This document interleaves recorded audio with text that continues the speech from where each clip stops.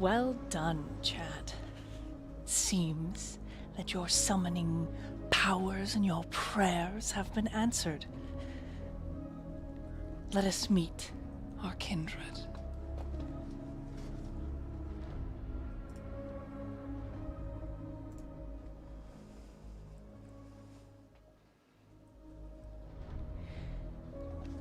Welcome to our new layout. I am very blessed. I just want to give a shout out to the kindred. And not only the kindred, but their players. Sly, the Nat-chan, Inu, Val, Spec. Thank you all very much for being in this game with me. Thank you for telling tales of a vampire story, and thank you for all the hard work. You'll notice the cards put together by Sly, made into gifts, and now playing for your viewing pleasure. Quick introduction of everyone. I'm going to have everyone introduce themselves this week. Last time I did the introductions and I felt like they were a bit rushed. I am your dungeon mommy.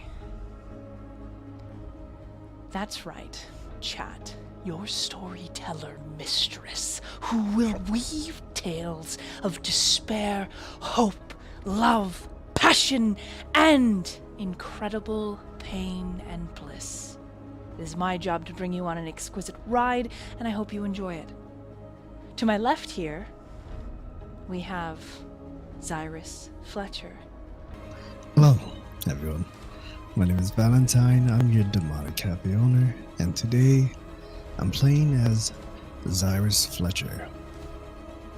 Xirus is a doctor. He's known as the Doctor. He's a very neutral ground among all the vampires, and I am part of the Tremere, and I am very intelligent.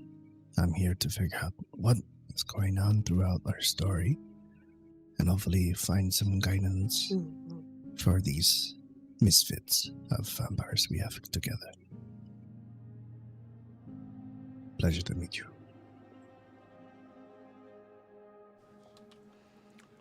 It's the only time he's introduced himself tonight. Don't forget it, chat. All right, Viola, Spectre. Hello, everyone. My name is Viola Lavridge, just your magician extraordinaire at Torador. Pleasure to meet you. All right, Inu. Hello, I'm Inu, your musical playing pirate. I play Lukas, Bellline, the Ventru. Just a man trying to run from his past, while everyone else is trying to figure out, why is he here?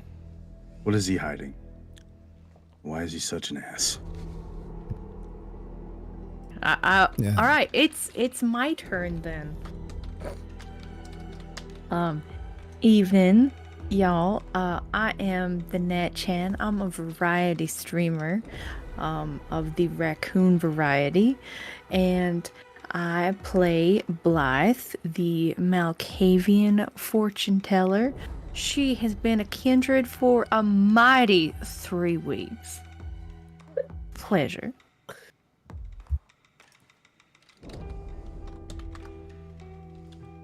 Now it's your turn, Sly. Oh, thanks. Hello, my name is Sly, your intergalactic spice trading fox, and I trade spices for information. The rest, well, that's just classified. I play Mads O'Shea, Malkavian, all-knowing oracle, Canary, and heartbroken kindred, carrying a crown too heavy to bear and reaching past the veil where no one else dares to go. Pleasure to be here.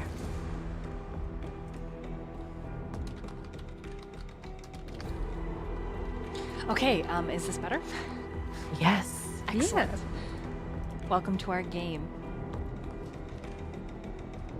Let's roll some dice as some vampires. Last session, We left off in a bit of a yes, absolutely. Precarious situation. Mads was trying to force a premonition to verify whether Lazarus Kane or Vice Brown had perished. She watched a scene play out from pool to living room to side yard to finally front yard to kindred fighting with their fists, so both were armed.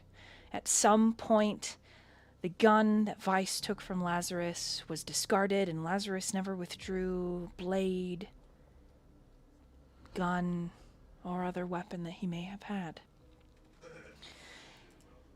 A fight filled with pain and sorrow. Regret, the kind that is bitter in the back of your throat. And love. A connection that links these two kindreds all the way back when they were men. Mortals. And still, like a drop of poison, of some flavor, some kind of evil decadence, Elizabeth. Mads witnessed through Lazarus Kane's senses the scene. Sensing her distress, the coterie came to her aid, but Xirus remained in the bank of computer rooms with Julia. Julia monitoring Maverick and running a couple tests on some of the interesting substances that she found laced within his vitae, attempting to connect itself through enzymes. We'll go more into that now. Xirus. Julia is clacking at her computer. She keeps her nails pointed sharp so that they can be used as weapons when necessary. They actually extend and grow long, but this is neither here nor there. It just causes the sound. Click, click, click, click, click, click, click, click, click, click, click, as she types. She murmurs to herself, and you watch your intelligent childer, her eyes scanning back and forth on the pages, and then she reaches up to chew on said nail and hisses. Sire. Yes. She reaches up to cover her mouth, eyebrows worrying, scrunching. I don't like what I'm seeing here. What have you found, Julia? She stands, pushing the chair back on its rolling legs, and motions to the laptop. He walks over. His vitae is reacting to this agent here. On the screen, it simply looks like lines and tiny fuzzy balls connected, spinning in a circular pattern. And almost to you, looks like an old image of a helix, of a strand of DNA broken up.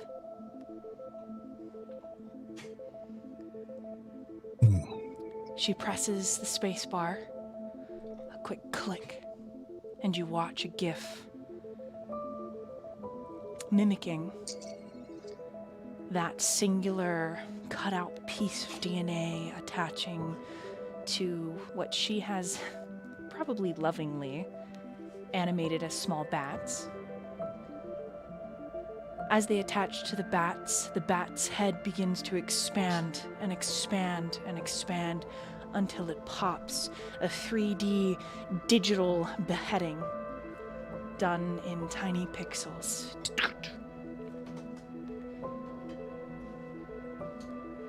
Whatever this substance is, it generates a chemical beheading. But it has to be connected to human DNA. Otherwise, this reaction, and then she looks up at the mirror. That is a one-way mirror into where Maverick is hooked up to many machines, asleep.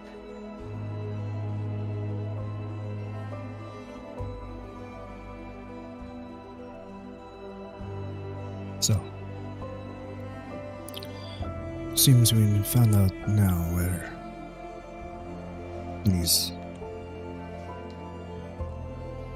the sources for all this. The bother we found before that we were investigating.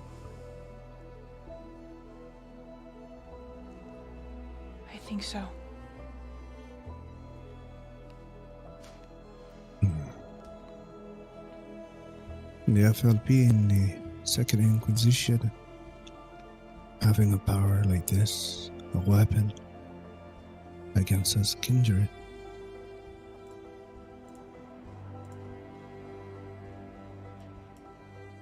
War's coming upon us, Julia.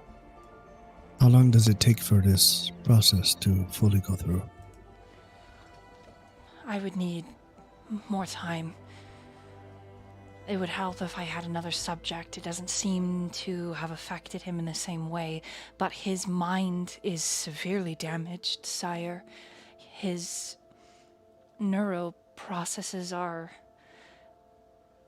Well, there is that horrible racial slur against Malkavians, and I would hate to come off disrespectful to either Miss O'Shea or Miss Atencio, but he is...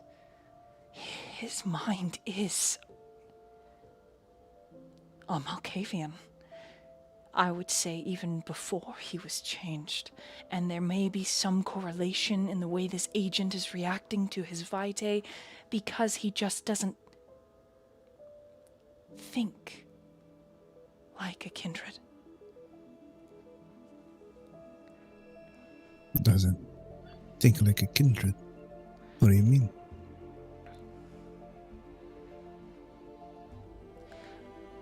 Synapses in the brain fire like... The best analogy I've heard is there is a firecracker that goes off, and your brain is just a large forest, and the deer are those commands that you send out, firing through the synapses, through the neurons, lighting up aspects, parts of the brain. And she touches her computer and she brings up a scan of his brain.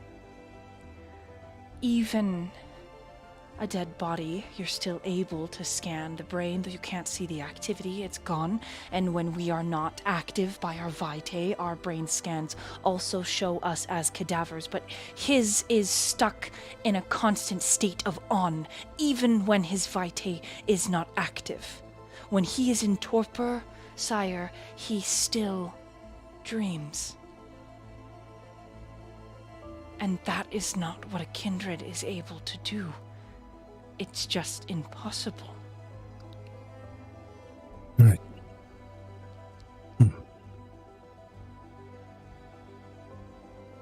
I'm worried. I'm worried what their intentions are with this type of weapon. I checked into something like this with Michael and Celeste. And she looks away, clears her throat. I'm sorry,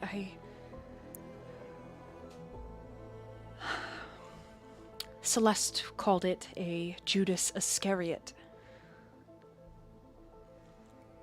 In New York, there was a club that had been infiltrated by a member of the Second Inquisition who had laced themselves with an agent to damage kindred when they fed.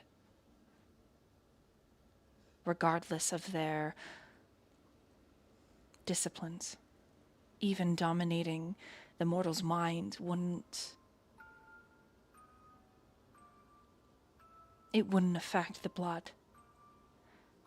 This seems like a much grander scale. Right.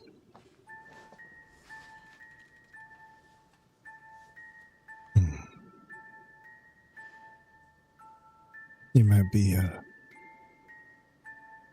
distributing this as a vaccine. That's quite worrisome. It's the perfect cover-up. Right. We'll need to know more. How much time we have, and if there's a way to combat this. You're wondering how much time after a kindred feeds before they are... And she, Yeah. touches her neck. Of course. Yes. I might need a kindred who's fed from Club Haven. And Haven is owned by Lazarus Kane. It is a part of Elysium.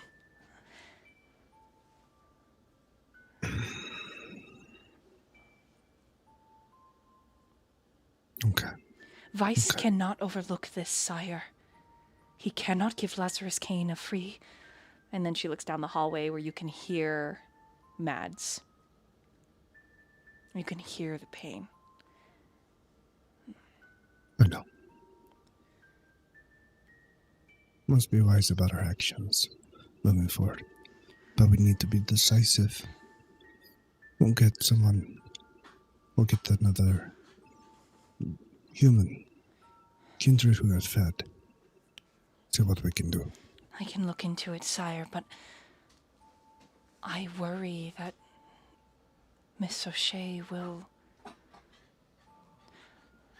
Her ability to think logically is hindered. She is too close, too involved. I know. I I'll trust have you. Lukas and his team do it. I believe they're very capable. I think some of them are capable. Others not so much. Yes, I've come to learn of some in this team. But, no. I'll do it. Send if me. Lukas is injured... No, don't send Lucas. Send me. Don't let Kyler touch this. He'll ruin it. My dear, we need you here. No one else can do what you do here besides me, but I fear there are maybe other things I need to put my attention towards. She frowns and looks away.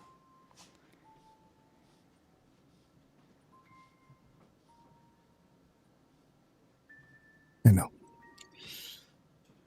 I know it might be frustrating having to put our trust in others like that. Sire. But,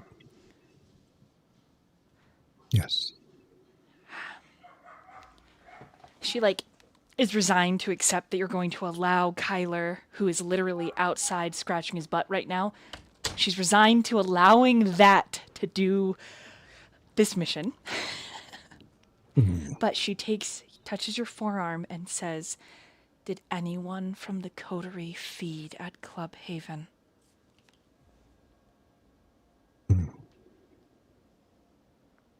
Yeah. Would can I have a check or something to recall? You would know because we relayed to you what had happened in the club.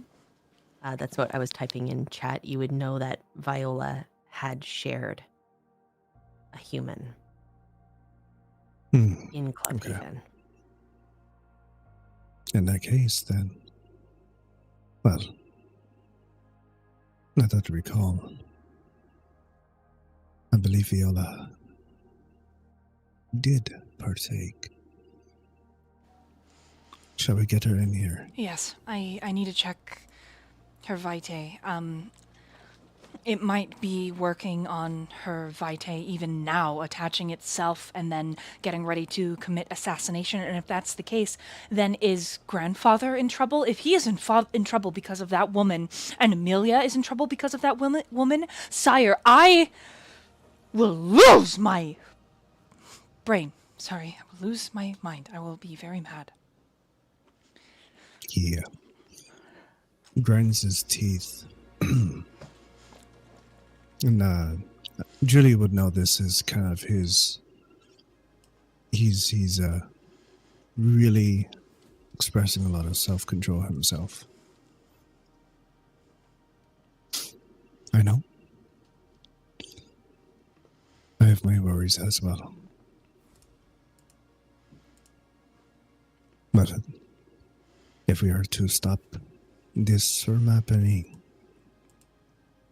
we need to find the source. Which means we need to go to the clinic that they're administering this vaccine as an agent, right? And we need to put a stop to it.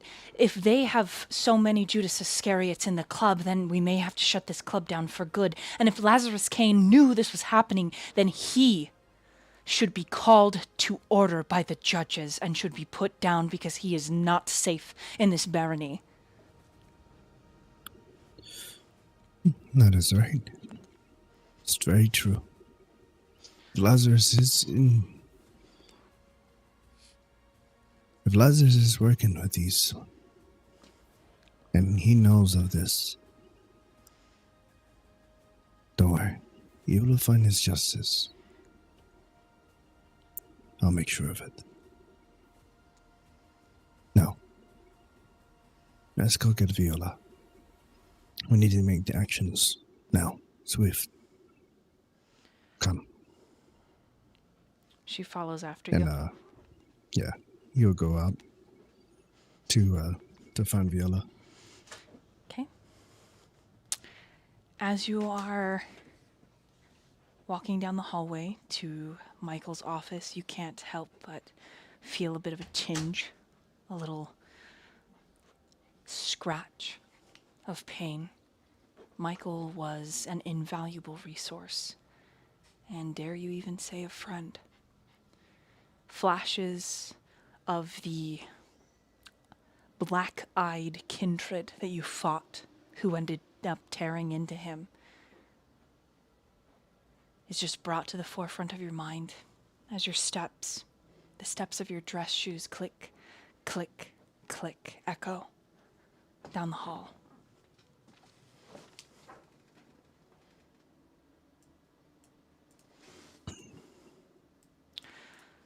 Sorry, wrong music. I need you, while you're thinking of this, to roll an intelligence and an insight. Okay.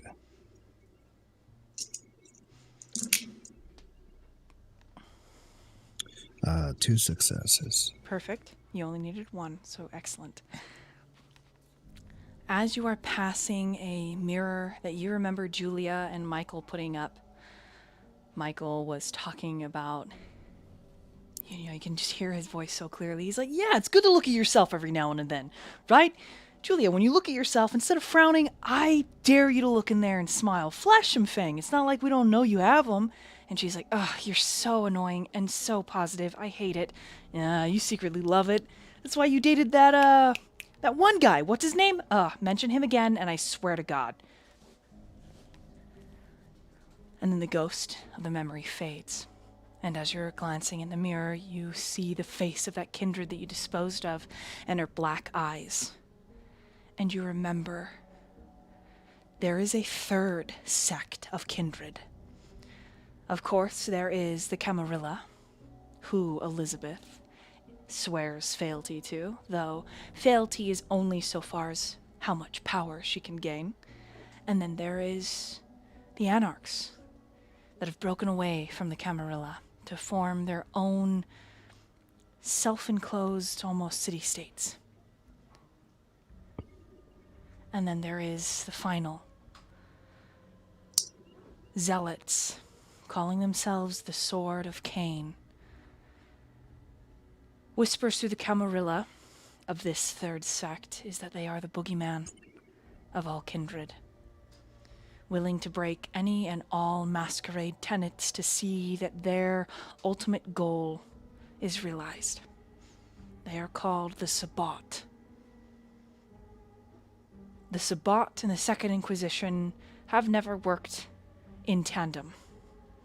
There may have been moments in histories where their goals aligned, because the Sabbat also hunt and kill kindred.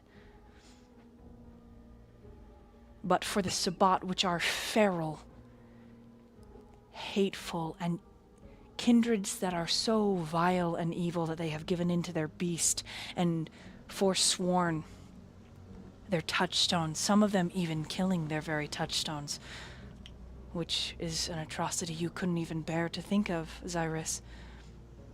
The fact that these monsters would be in Salem at the same time of the Inquisition is troublesome. Perhaps the Sabbat were always here. Perhaps they were hidden, and Vice wasn't aware. A piece of the puzzle that you haven't quite put together. You return to the present, blinking at your reflection, frowning, and then pushing open the door of Michael's office.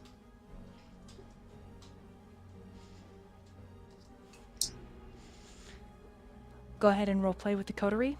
I imagine Mads is still very upset.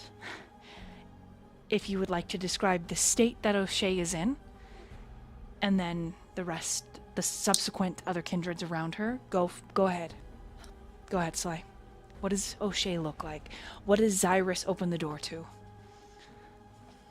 Mads is being comforted by the other members of the coterie. Blood streaked down her face to a point where you can't see the pale skin and the freckles beneath it anymore. Her eyes are still swelling with blood beating down her cheeks. Her fangs are bared. Her white, pristine shirt is filthy.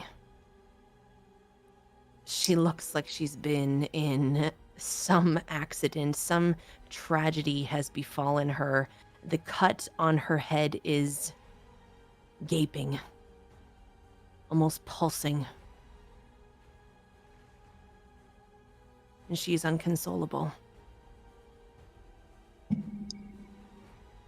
Broken.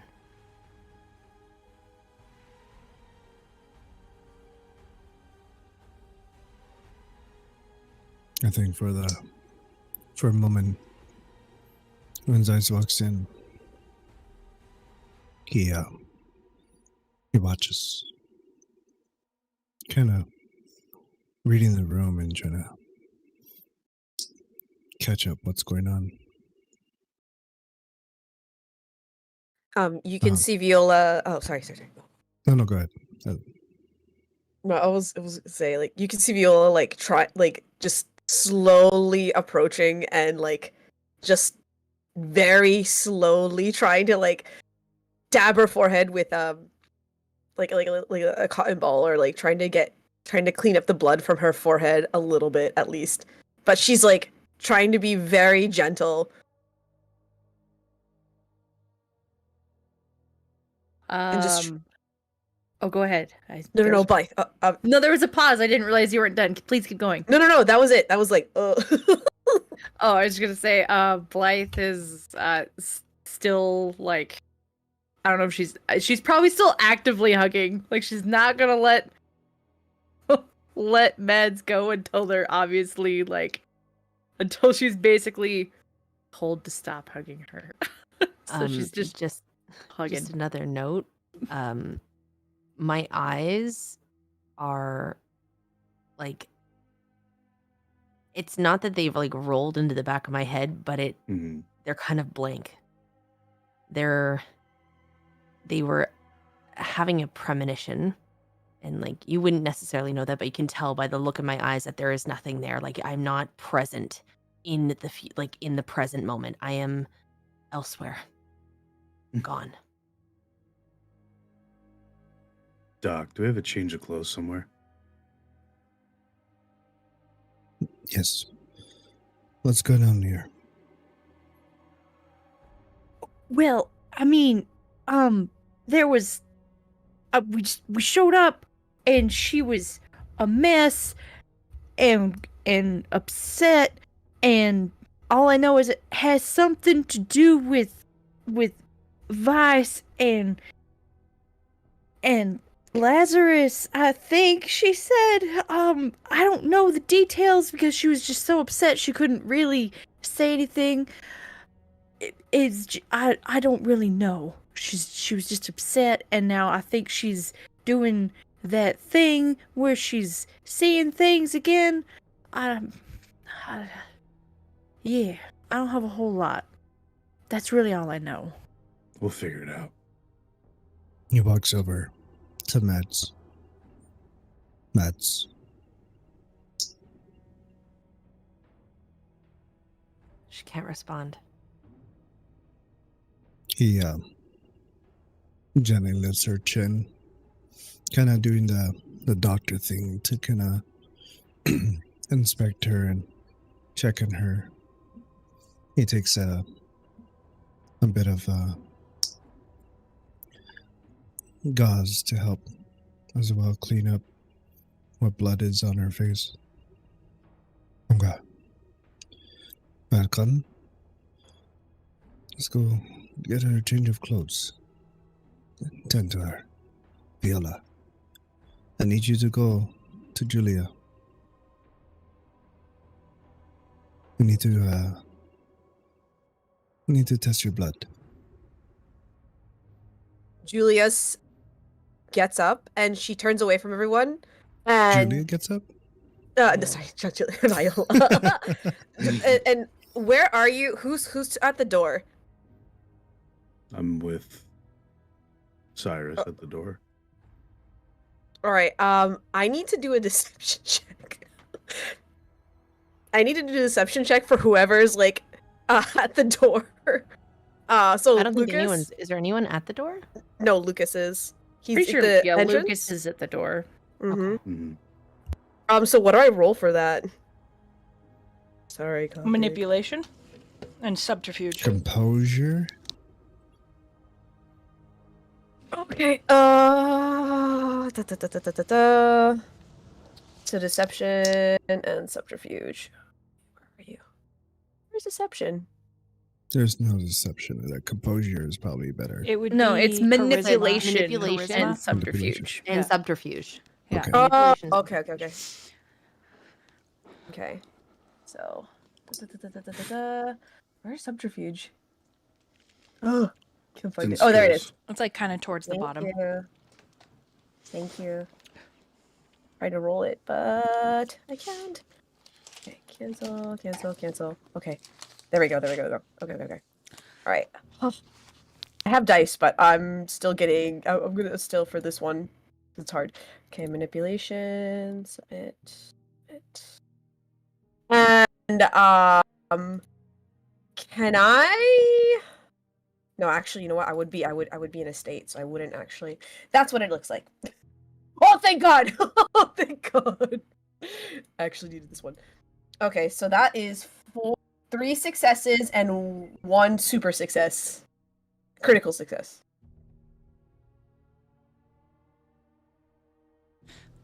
Sorry.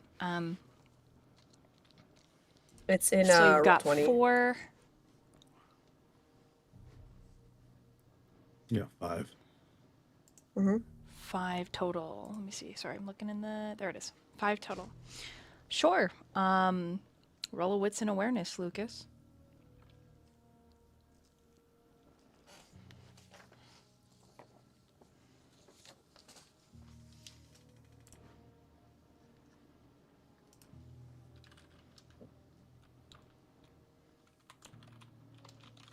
Damn.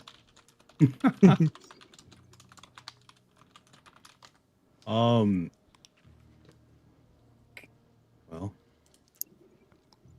the first time I've gotten hungry. Someone's looking tasty. Because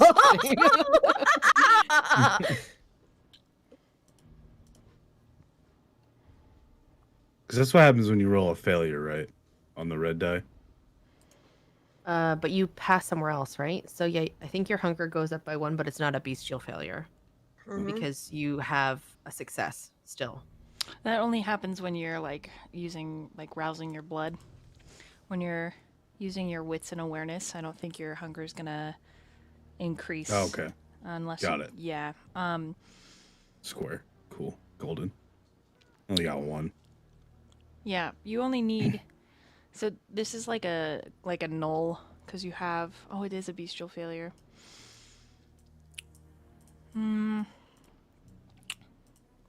So odd. I guess it would really depend on in story because it's a bestial failure. It'd really depend on what she's trying to hide. So Viola, what exactly are you trying to hide from him?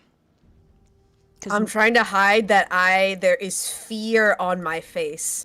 Like legitimate fear on my face. Like as soon as he said so yeah, I am scared. I do not want to do this at all. I am like so anti any of what has been said by Xirus's mouth. Okay. He does not notice that. And based off of what she's trying to hide, your hunger does not increase, even with a bestial failure. All right. Lukas. Yes. Xirus is going to point out to you where you can find extra clothes. There's a different variety for kindred that may be staying the night here.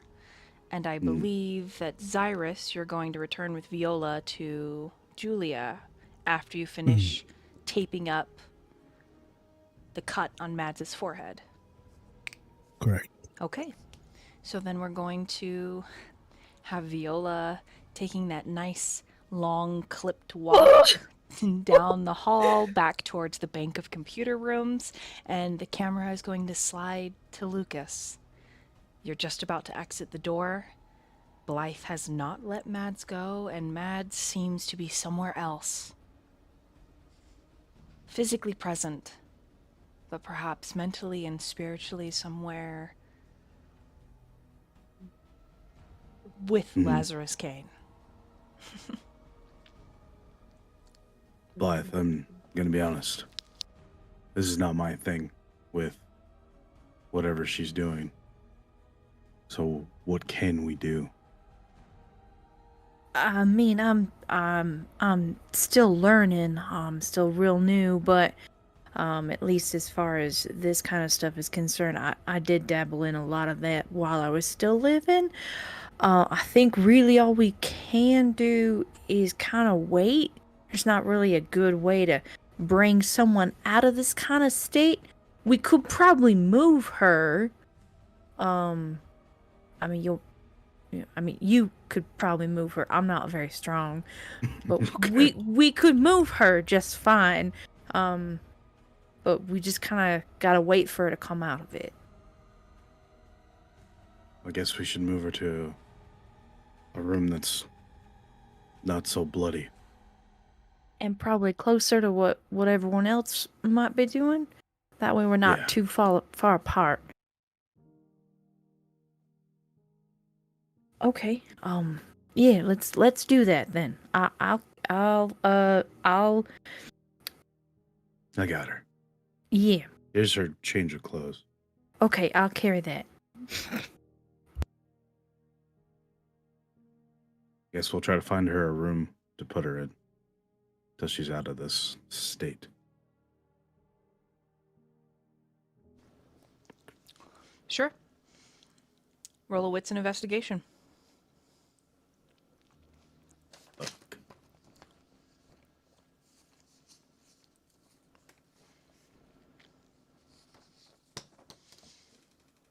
Oh, did I unmute? I did. Hello? Yeah. I am with I got him. 2 successes.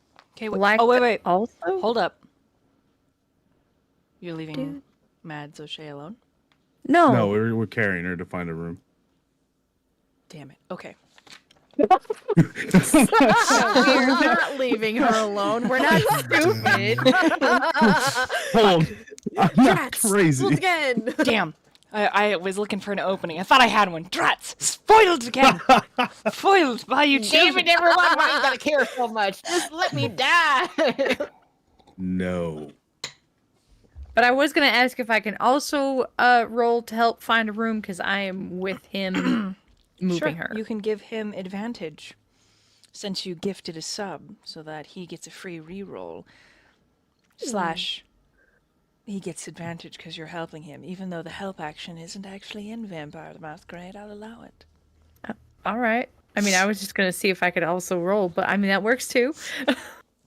Wait, how many dice do you roll? How many dice do I roll? I roll 5. She rolls a lot. You're rolling it. Okay. No, ixnay Okay, on it's her cool. making Understand. Blythe roll a. Understand. No, understand. We're golden. I rolled 2 dice. I got 2 successes out of the 3 that I had popped. We're golden. I'm so confused. Okay. We're Storyteller good. doesn't want me to roll. That's because you're too good at it. All right. What? What? Lucas, Yes. you wander down the long hallway the opposite way that Viola left with the doctor. Blythe is next to you. You are holding Mads. And with your 2 successes, you get to the end of the hall, and you see that just a little bit off to the right side, there is a little vestibule, and then a stairway that descends down. You're not sure you've ever been this side of the hospital, but the sign that's above the stairway does say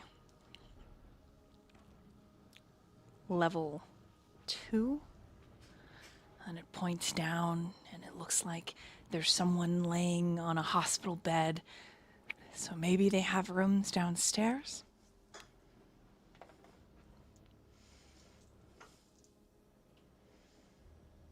Man. Look at Blythe. Blythe is looking to the left. There is a short hallway that has several doors that are numbered, as if they were patient rooms. Looks like there might be some rooms this way. I'm gonna be honest, I don't trust a hallway that says level 2. Or a doorway with stairs. In a hospital I've never really been in that much other than to drop off. It's pointing down and it says level 2. Even better. Again, that. Even better. Even worse. The only Yeah, time you I've ever know, been here is to drop off I'm cargo, not. one would say. I've not had good experiences in Xirus's lower levels. When she says that, Lucas, you hear, "I love all my children." God, there she I'm just gonna slowly pass Mads to her for a second, drawing his gun. I'm like, who? All right, I'm carrying Mads now. Let's You go. heard nothing, Blythe. Nice. All right, you have your gun drawn. You can feel the cool metal of it in your palm as you grip. Arms extended down in front of you. Eyes focused, tracking the shadows as they flicker in the fluorescent lighting from overhead. Do I have a moment to hit a set of buttons on my phone to call the 2 dummies outside? You do have a moment. I will hit the input command on my phone to send them a text to tell them to get in here. Okay. And then what do you do after the message is sent? Lucas, what are you doing? I don't know if you can hear what I'm hearing, but I don't like it. Oh, you heard something? Yes, and I'm not I'm a gonna fan. use Sense the Unseen. The same spirit dredged up from the earth that was put back in place by Xirus. You will never forget what she feels like. Icy, moist, strong, and There's a level of desperation bordering on schizophrenic. Maybe we should just not go down there right now. Oh, I'm definitely not wanting to. Yeah, I didn't hear what you heard, but I'm feeling the not nice lady that I encountered down there before, and she's not recommended. She hurts Good to like a know. bitch, to be plain.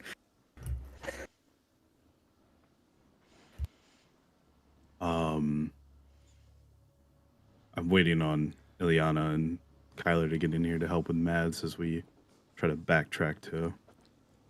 You're going to back up from the Desire. staircase? Yes.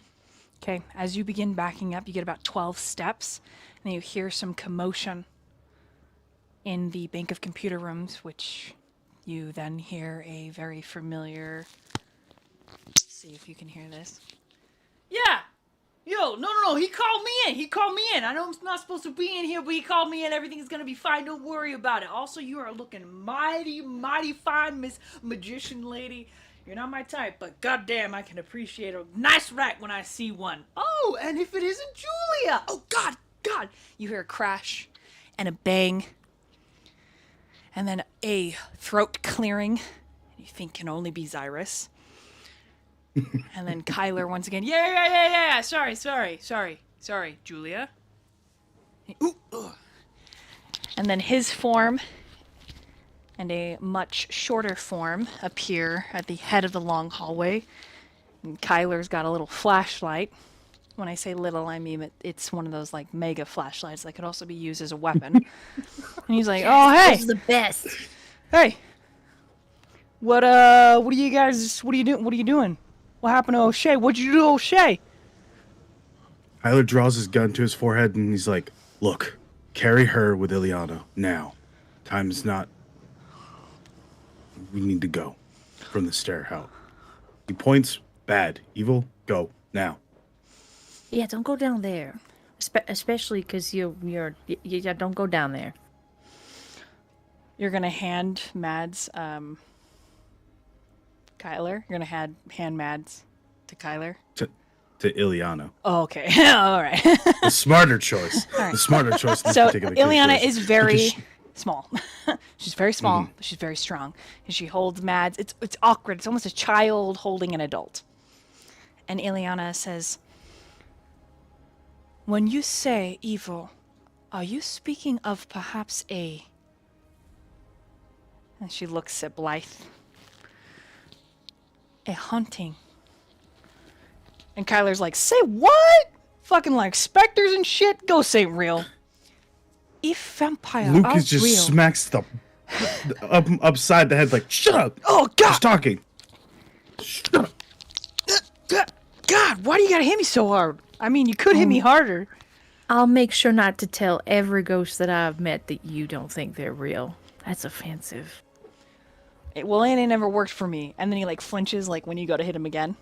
And Ileana says, "If you are needing an exorcism, that is something I can provide."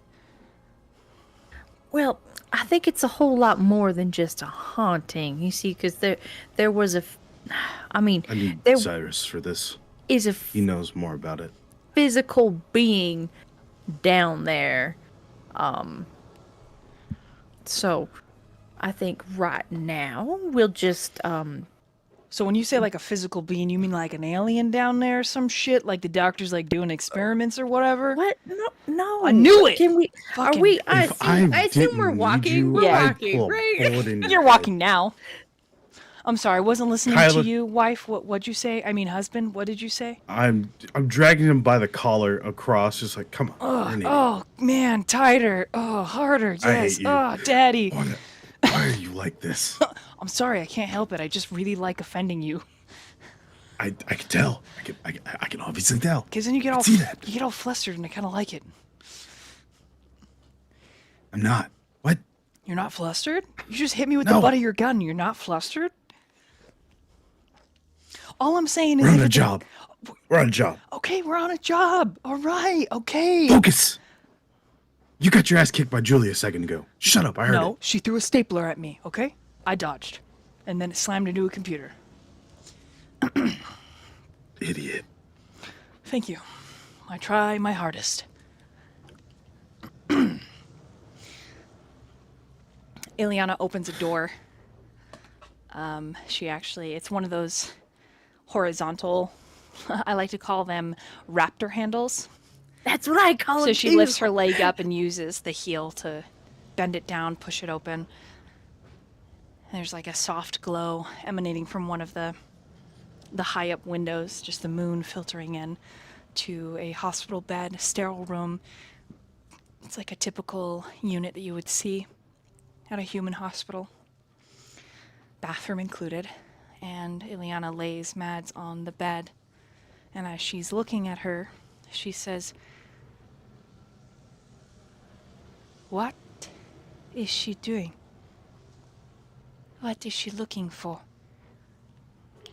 I think she's looking for confirmation on whether or not someone has passed. So she is in the Umbral Vale?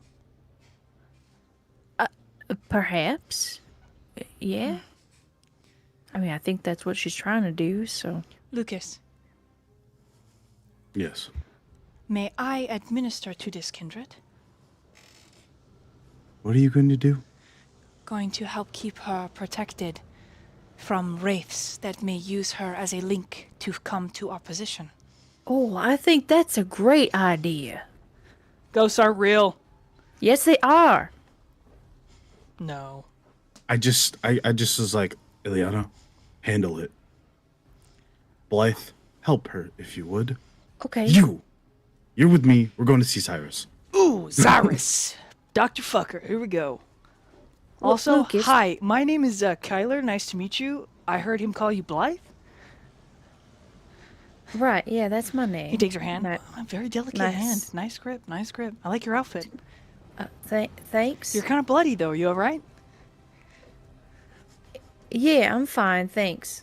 It just comes with the territory. You should ignore him. He is purposely stalling. And she's opening a bag that you have no idea where she pulled it from. And she's taking out bells and ropes of herbs. And then square, bookmark size, maybe a little bigger sheets of rice paper. Very intricate writing. Ooh, I'm here for this. So Right. yeah, So nice to meet you. You need to bud. go. Nice to meet you. Yeah, nice to meet just- you. You need He to just go now. picks him up. Yeah. and Oh, he's just anyways, like, we'll "Let's talk go." more. We'll talk more, pretty goth lady. Yes. Bye. I'm Kyler, by the way. Why do you do Caught- this? Why Caught do it you the do first this? time. Wow, you're carrying me. This is so Not nice. the. Just, I'm literally gonna drag you across the floor in a minute. Okay. You did promise to strap C4 to me and run me over with a bus earlier, too. Yeah. I gotta come up with more creative ways. Let's just go everybody- find the doctor. Everybody's so tense. Why is everyone so tense? As you both walk into the bank of computer rooms, there's another stapler that goes flying at his head, but this time he catches it from the side.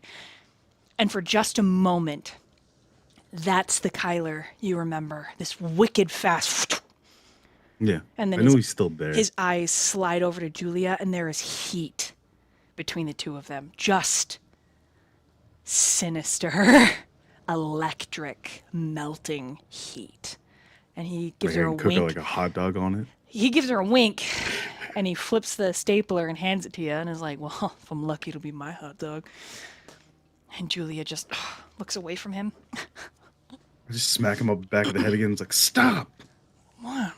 I'm an animal. I can't help myself. Man. Backtracking.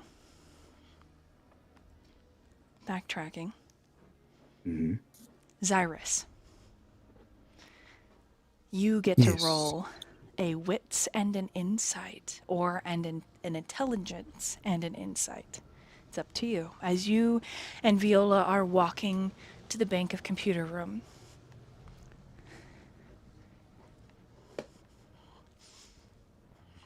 I got 3 successes. Okay. Viola, I need you to roll another manipulation and subterfuge. Ooh, okay. Memento. Manipulation.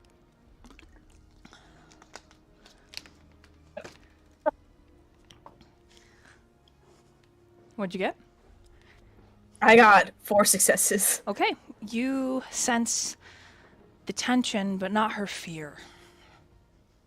As you push open the door and hold it open for Viola to pass in front of you and into the bank of computer rooms where Julia has several vials ready. The chair she's wiped down. The plastic band that she'll end up wrapping around the arm. She has all of her medical instruments set up. A pair of gloves on herself, and she motions for Viola to sit. No words. Viola does not sit. And she whispers, "Don't touch me." Doctor says, Viola, sit. You don't understand. Don't touch me! And Viola starts backing towards the wall. Viola, now is not the time. Please, I can't do this. Please, don't make me. Don't. I can't. You must understand what you fed on in that club. It could be far worse than you think. We believe the things that the FLP are doing. You may have some inside you. We need to know. Now keep still and sit.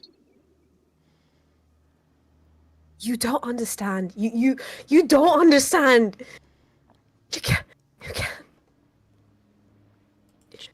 Julia makes a motion to you, Xirus, asking for permission to speak. He just nods.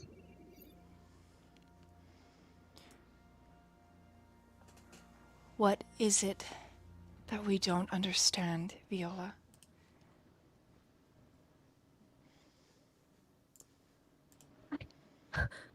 And you can see she's having a panic attack, and she's like looking for all. Is there any windows or like exits in this? Yes.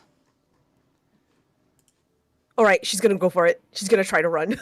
Okay.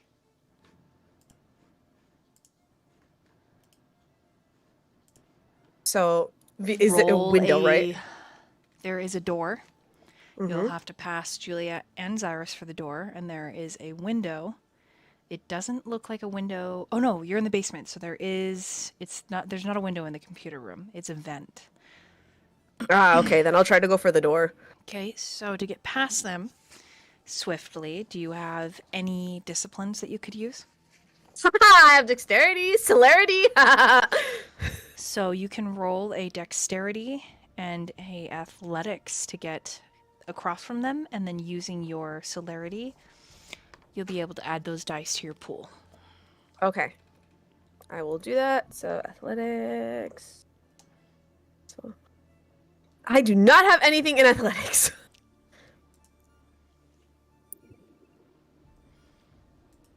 Okay, we're gonna try this.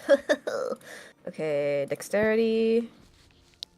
All right, and what do I add to my dice? My pool size modifier? You add your discipline dots. So however many dots you have in that discipline, you can go ahead and add to that pool. Ha! Okay, that's sad. All right. And she is going to be using some of her potency. Oh shit. Do I have to roll the next? Nah, that's fine. She's panicking. Oh, that was bad.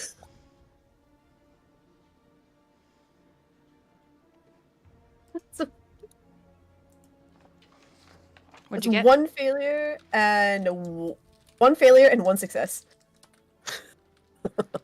Okay.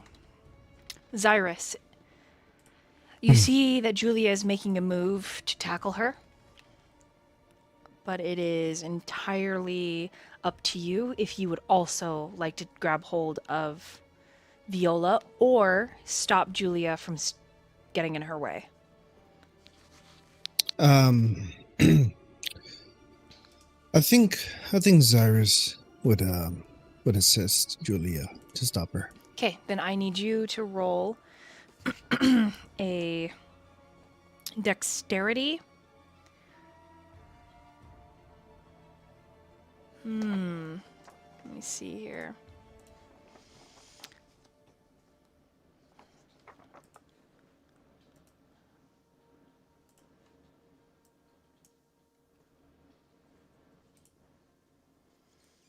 Uh-oh, my roll 20 is struggling. Yeah, it's been struggling with me too. Okay. If you will roll a dexterity and roll your blood sorcery to give yourself a bit of a boost.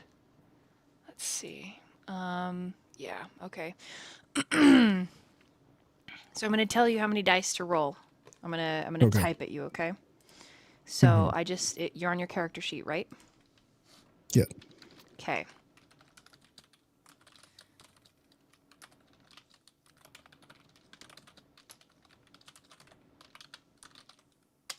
I spelled it wrong, the last discipline.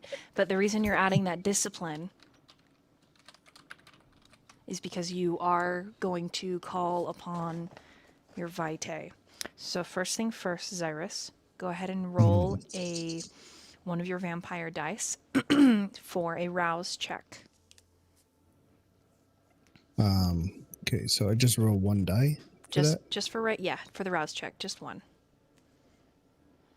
That's a 1 onk. Okay, so you do not increase in hunger. You succeed the rouse check, so you can roll all of those dice in those pools. Okay. Julia did not roll well. Holy shit. 2 successes.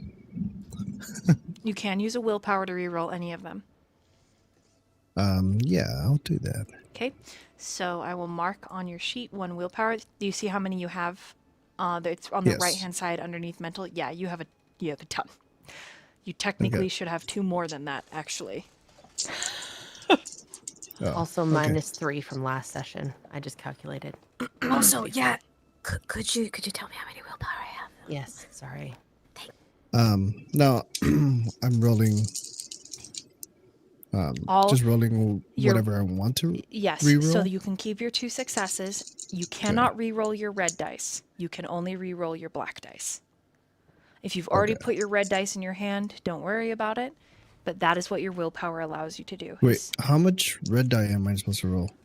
With that, your hunger. So where is your hunger on the sheet? Oh my god. So you're supposed to replace. Is this right? I don't think this is right. Yeah, I don't know. Okay, there we go. So you replace 3 black dice with 3 red dice. Okay. And you need to feed very soon, because if this goes bad with Viola, you are likely to attack her. Like, your beast is just on the surface, and her being defiant is a trigger for your beast. You can hear it gnawing, and how dare you? Yeah. Okay. Yep. Cool. Okay, so that's 2 more successes. Okay. And that's 3 onks of hunger. So that's actually 5 more successes, because Yeah, those are successes. Those are successes. Oh, okay. Yeah. That's exciting. So total in that case is 7 successes. Okay. Describe how you stop her, or you can leave it up to storyteller choice. Entirely up to you. I'd say go for it, Comic. I'd love to hear. Okay, how Viola. you describe it. You rush towards the metal door.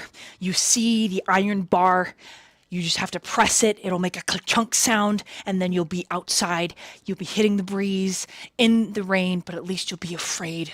At least you won't be afraid. You won't be touched, right? But as you get there, you reel back as there is Xirus. You turn around and you bolt across the bank of computers, leaping over a couple of them, snarling, screeching, "Get away from me." And then down the hall, you begin to run. And again, Xirus is there. So you turn on heel. You crash into Julia, the two of you tangling over a desk, papers, staplers, paper clips, and other anemones? How do I say that word, guys? Anemones? I think you said it right. Small items, small desk items and office items go flying. The two of you tumble, and when you go to get up and you look forward, there is the clip, clip, clip. As Xirus's very fine shoes approach you slowly. You go to bolt one last time, and you don't know why your limbs do not move. As Lukas and Kyler are returning into the bank of computers, you walk in, and there is a cast of garish red from Xirus's hands. Lines of vitae, broken like crystals, spreading out like frozen pitons, pinning you to the ground. The fluorescent light overhead is hitting these blood-like crystals and casting a red light over your vision, and Xirus, who seems perfectly calm in expression, perfectly calm in his tone of voice, as he asks you to please calm down. Xirus? Viola, I asked you to sit. I need you to understand. Gather yourself. This is important. Do you understand me? Viola nods her head, but like there's here, like you can see that there's pools of blood gathering in her eyes. Like there is, and I guess she doesn't hide it anymore. There is so much fear. So she's so scared. She's like, oh my God. I said use your words. Do you understand?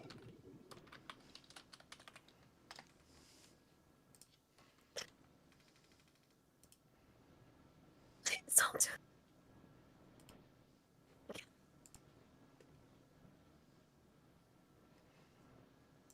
I'm sorry, I didn't hear what you said.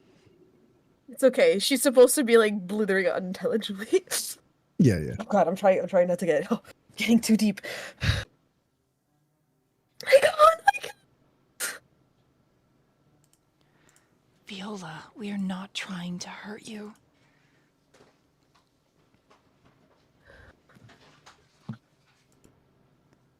We just need to make sure that this pathogen isn't eating away at your vitae and going to behead you from inside.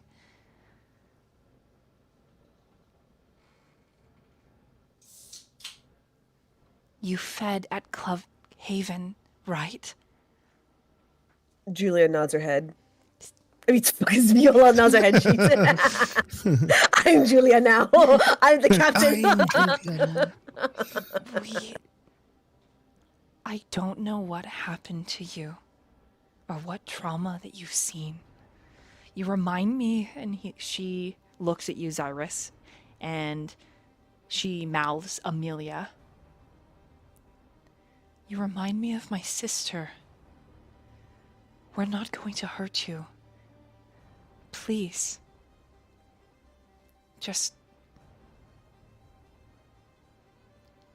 I just need a sample so that I can make sure that you're safe.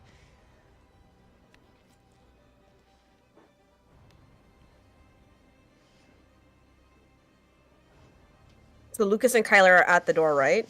Yeah, Kyler's looking like, what the fuck kind of kinky shit we doing now? All right, thank you. I need that. Yeah, But he hasn't said anything other than mumbling that underneath his breath to Lucas. So Lucas is just like, why? I don't know. And then so Viola will whisper. She'll nod her head and she'll be like, all right.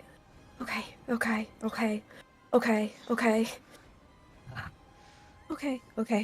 But when will you get the results? Maybe You get them now. Maybe in an hour, maybe faster.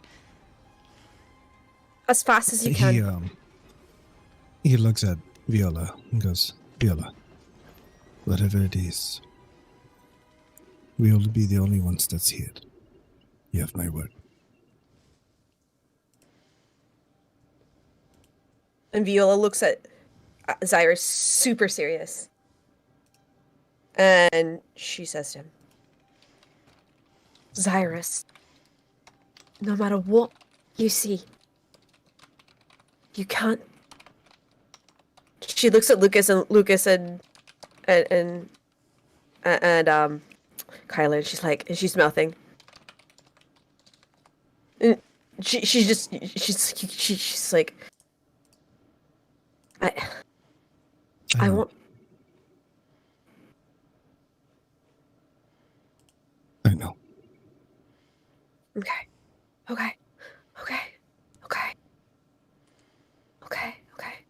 I'll do it. He slowly starts lighting up his blood magic. And he extends his hand out to her. She grabs it. Her hands she's shaking. If biohackers could sweat, like, they would be sweating. Come on. Yeah, and he just guides her. It's kind of a side that she probably has never expected from Xirus. Maybe it's the mentions of what Julia said, mentions of Amelia, kind of put him in a mindset, one that he does as a father. And the way he holds her hand and guides her back to the room. It's very calm and reassuring. There's a sense of he's holding her hand firmly, but it's not letting go. He understands there's fear she has, and he's not about to betray the trust that she had just put in him with that fear, because he understands fear. Come on.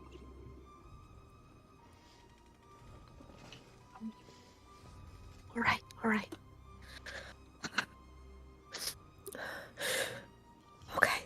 Okay. I can do this. Oh, I can do this. It's okay. And as they reach the door, he kind of extends his hand out to guide her to go ahead and sit. And he goes, Julia will take care of you. Don't worry. And he looks back to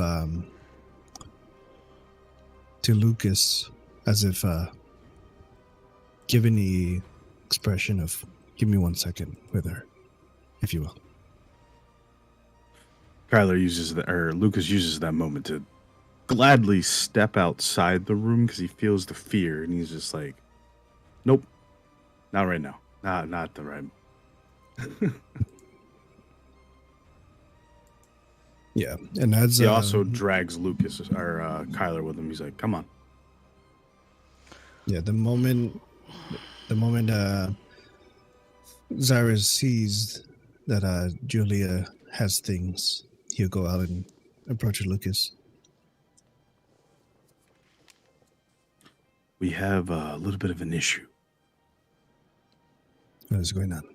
Whatever you have occupied downstairs. We got lost searching for a room to put Mads in. Kind of. Didn't go downstairs, but they spoke out to me. And I don't think, according to what Blythe told me, they're not a great person to deal with. Right. Did you go inside the room? No. It was just the level 2 staircase. Right. Good. Yes, you. Stay away from there. It's there. Oh, for a I don't reason. like voices in my head. As soon as I heard that, no, that's why this idiot and Eliana are here. Mhm. So, because I didn't know what was going on. Is Kyler close enough to hear you guys? Oh, he's standing with us. Then he gives you a little Yeah. pinky wave, like, ee, ee, ee, ee. Xirus gives Kyler a very threatening look. Like, get your shit together. You're in my house now. Oh, I promise. He may be an idiot, but when it comes down to it, he'll get the job done. He's still looking at him. Oh, I know. Trust me. There's a lot of reasons why. There's a reason why he's my ghoul. Yeah, look, Papa Xirus, I'm sorry about how things between Julie and I and all that, but, like, He would cause him to stop talking with his blood sorcery. And he walks up to him, Oh boy. grabs him by the chin, gripping it, looks him in the eye and says, "You do not speak to me unless I allow you to. This is my domain. You follow my rules, or you would regret it. Do you understand me?"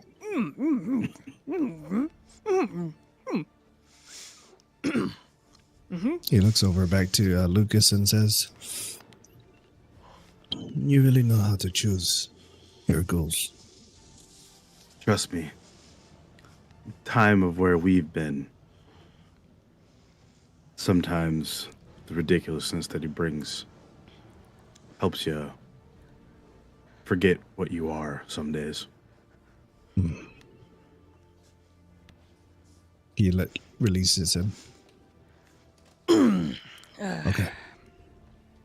Where's Mads? She's with my other ghoul, Ileana, and Blythe. Okay. Good. Just stay away from that room. Should be alright. That thing is not coming out. Good. Is there anything else you need? You gonna get mad if I smoke in your hospital? Yes. All right. Well, I'll go outside then. Good. He drags Kyler with him. It's like, come on. We'll be outside. The moment you're outside and the door shuts behind him, Kyler's like, "Whoa, man, I've got a scared boner right now." Whew. Shut up and smoke a damn cigarette. He does. He lights up and he... Damn. Sheesh, that guy's hot. Why are you like this? I don't know. Got problems, I guess. So, when were you going to tell me about you and Julia? What part? The nudes? Just in general, idiot. Oh. I don't know. Just dating some other guy. But sending me nice pics on the side. See. Is that why she chucked the stapler at you? Okay, look. Twice, apparently? I what she didn't threw the know that first we time? were supposed to be, like, exclusive, okay? What do you mean? Well, I just, you know, it happens sometimes. Like, she's a kindred, I'm still immortal. I didn't know Dude. that she just wanted me, because there's that other guy that she's also seeing, and she talked about him, but maybe she tried to make me jealous, but I'm not really a jealous type. And then I went on that date with that little French girl, and she got real mad. Oof, man, beat the hell out of me. Liked it, though. What don't you like? Blue cheese. I don't really like it. That's oddly specific. Why did I even ask? So that Blythe girl, she's single? No, stop. Right now. Leave it alone. Fine. Also, has there been any kind of problem since you two have been outside before I called you in here? What kind of problems? Anything odd?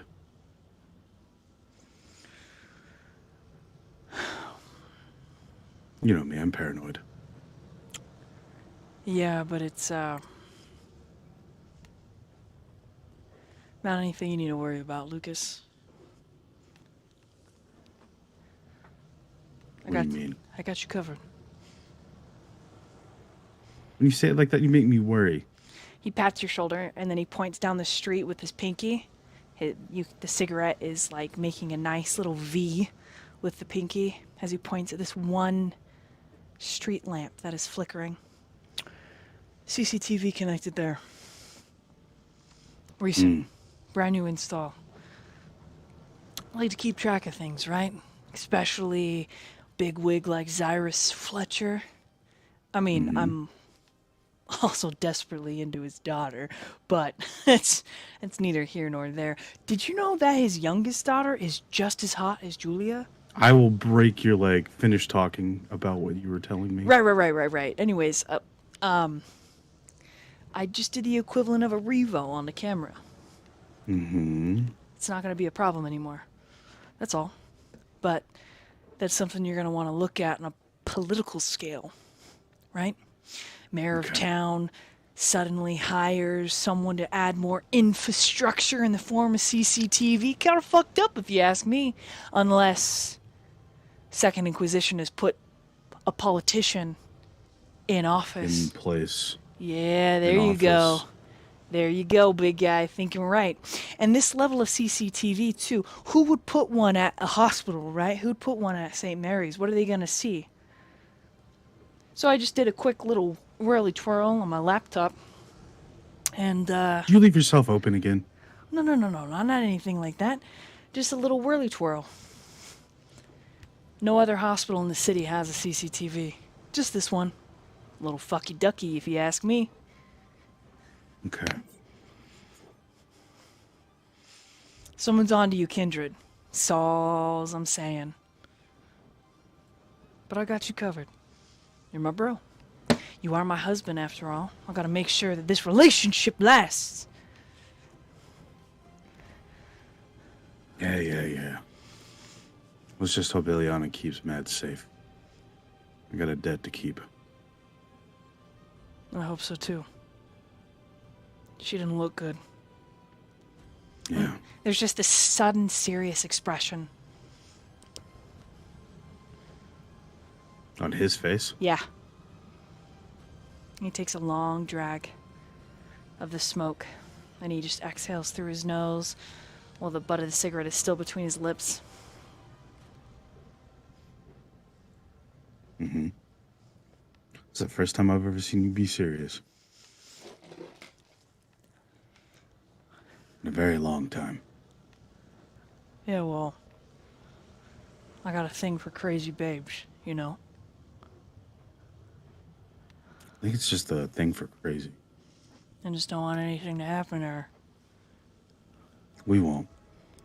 I'm kind of a That's what we're fan. good at. I can tell. I heard your computer. It's pretty remarkable, huh? No, it's really not. What do you mean?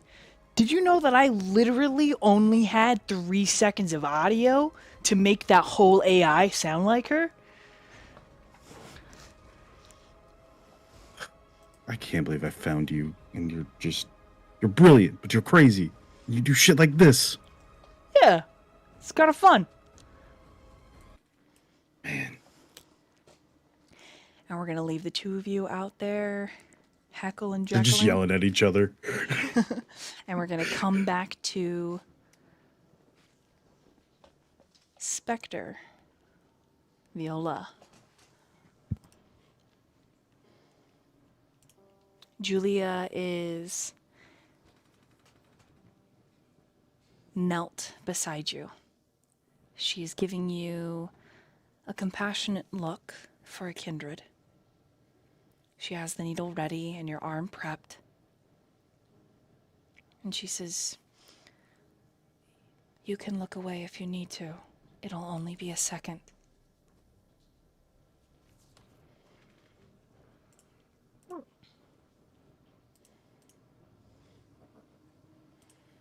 It's okay. I'll look. Just go. Just do it. Okay. I would like you to roll a composure and a resolve. As when she puts the needle in the back of your mind, you hear as your beast takes notice, begins to growl. Okay, composure. How many dice is that? I can go back to my computer and tell you if you'd like. Composure. Hold on. I think I got it. I think I Yeah. rolled it well. Yeah. Okay, resolve, and then I just put composure next to it. Okay, cool. See if I did it right. I'm a pacer. I'm sorry. I am the fitness grand pacer test. We can't. Oh God. That's Not the fitness grand pacer test. I'm the Please. fitness grand pacer test.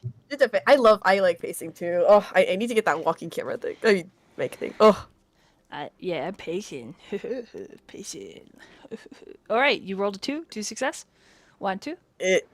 yes, 2 successes. You manage to keep the beast for the most part in check, but it is the feeling of a pit bull pulling at the end of a chain, and you are barely able to keep it from ripping into Julia's throat. She takes several samples.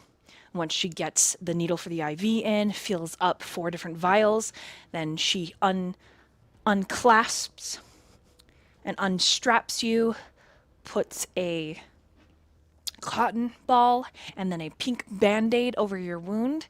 She says, "Thank you. You did well." She takes her vials and she heads down the long counter filled with scientific bits and bobs, and she puts 2 vials of your Vitae into this machine that almost looks like a microwave with a crystal clear window and a blue light inside. And then another one you watch as she sets them into holder cases. One, she grabs a bit of it with a very, very, very slender dropper, drops it onto a slide and slides it underneath a microscope. And after a moment, she looks up and says, "Are you hungry?"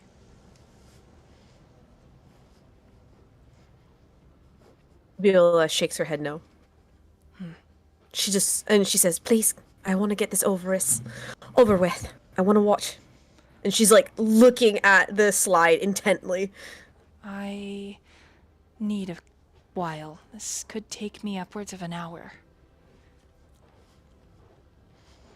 I'll wait as long as I can. She nods and she gets back to work. And so while she is working, The silence between the two of you stretches. Is there anything you'd like to do in this scene? Viola would check her phone just briefly. Okay. Or the phone that was given to her by Xirus. Okay. You have one text message.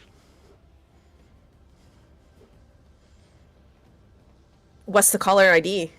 Well, I wouldn't know actually any of these numbers because this is a phone I don't know. And so she checks without like thinking about it. So you open the text. It is a picture of a squirrel.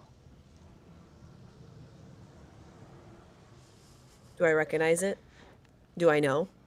It's just a squirrel, like standing in a tree, kind of a blurry photo, like maybe someone wasn't sure what they were doing with their camera when they took the photo. She thinks it's kind of cute, actually.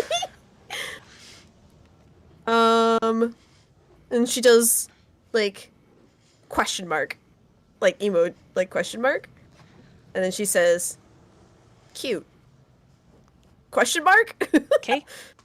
You get a message back, you know, that says, like, type ... and then it stops. Then type ... then it stops. And then finally you get back, do you like it? Viola is surprised because someone's asking her opinion for once. And she says, smiley face, yes. It's really cute. She just says yes, smiley face, and kind of like ... heart. But then she erases the heart, and then she just goes yes ... smiley face. Okay. You just receive an okay back. Viola's perplexed, and she's like, I think she thinks she knows who it is, but she's like really confused.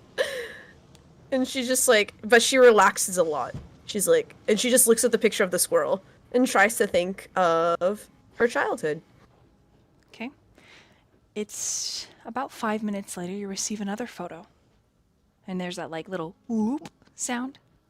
Mm-hmm. And looking at the picture, you think whoever's sending you this, it maybe is in a Target. Because you see like the red baskets, and we spell Target without the second T. It's a double silent G. It's a Target. And there are these large squirrel plushies on display. But again, it's that same maybe not used to taking photos with a camera.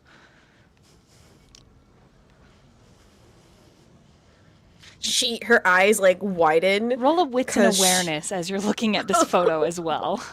She's so confused. Right. Let's see. Okay, I forgot that I have to do it the backwards way, which is awareness and then wits. And then wits. Oh god. Whoa. That is 3 successes? Okay. So when you like kind of zoom in and you're looking at the back, you actually see this woman with this face. Hold on. She looks like she's looking horrified at whoever is taking the photo. Just utter fear. Just absolute terror.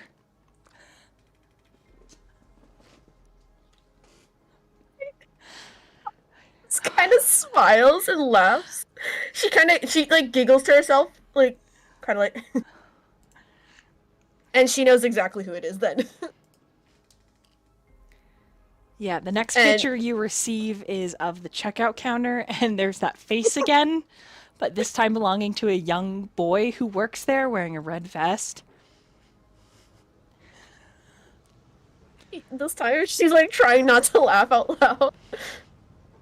And the next message you receive says, "Good. I can feel you calming down. Do not upset Xirus." She types, I'm trying. They took my blood. I'm scared. Be not afraid. All is well. Is the text message you receive, and there's a little squirrel emoji.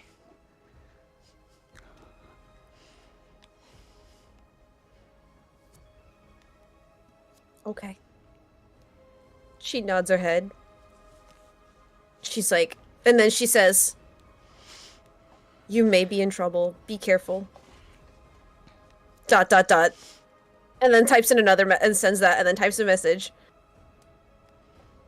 I don't want you to ... get hurt because of me. ... These are all like separate messages. You receive a final text that says, all is well. And she like she just curls up and like hugs her knees and is trying to think of this morning and just trying to remember that. Okay. Xirus, Yes. you receive a phone call while Viola is texting on her phone.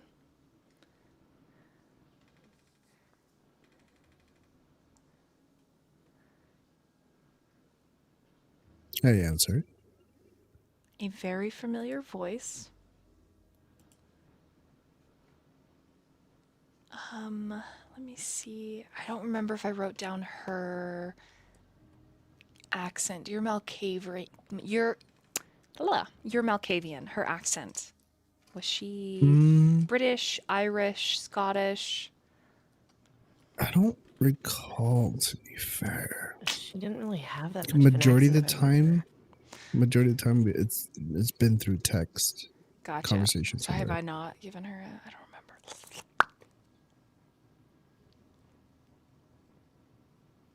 You know what? She changed it recently. You know what? She's feeling a little different today. Perfect. We'll go with that. She is, after all, a Malkavian. So sure, she can be whatever she wants. Yeah. She loves role playing. Okay. She does indeed. And when you say hello, she says, "Ah, Xirus, I was wondering if you had a moment, perhaps to meet." To meet.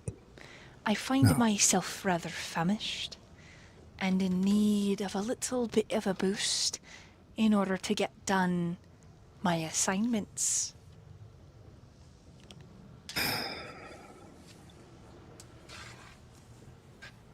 Give me a moment. Let me check up on something. And Don't make me beg on my knees, Xirus.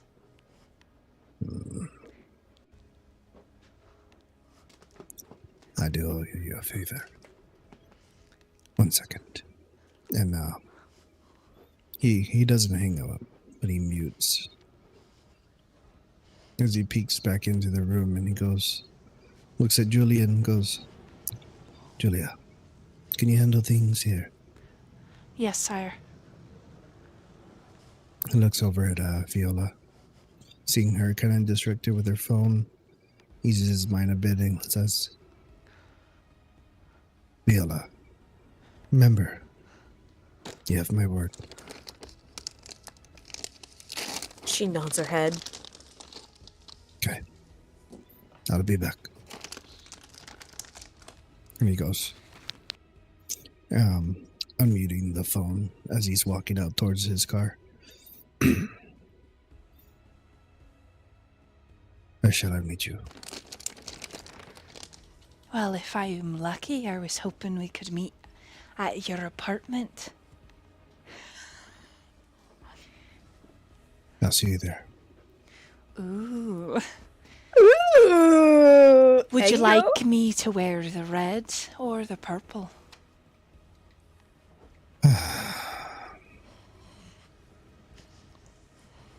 You know, I don't like making these decisions.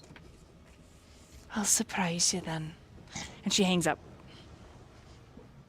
He has this kind of frustrated, like it's one of those you know what has to be done is not his thing kind of thing. Inconvenient like it. conveniences, absolutely. Yeah. He's just like, okay. I imagine him like the chibi face, you know, that just is like kind of deadpan with like the little like upside down triangle mouth. It's just like, Yeah, just like, yeah. And Yeah. she's all creepy, whatever.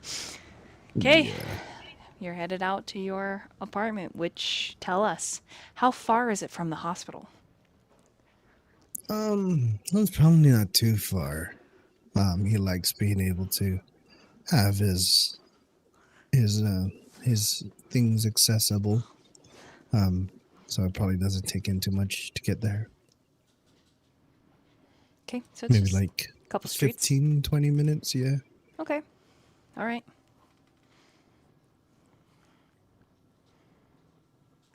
I'm in danger. Lol, that's what Chad said. All right. Lukas is outside. Viola is having her slice of life moment texting. Cute. Xirus is going to deal with this pest. Yeah. As he's walking past Lucas, he goes, I have to make an urgent meeting.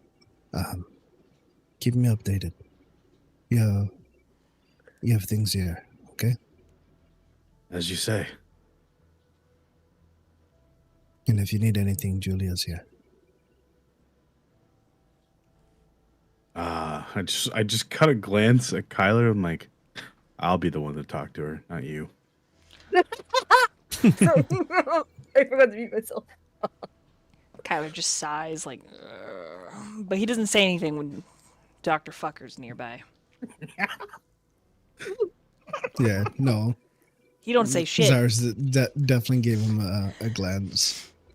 Like, because he knew. He knows. He meets your gaze, but he does not say a thing.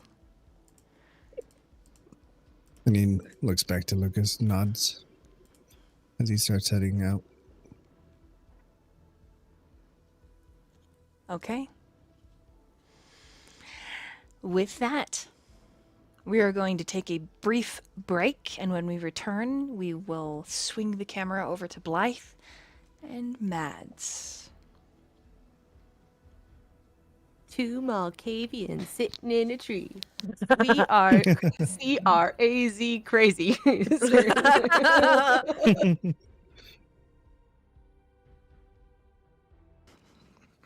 Oh, I mean, seriously. Oh, God. Okay. Back in character, guys. God damn it. Back in character.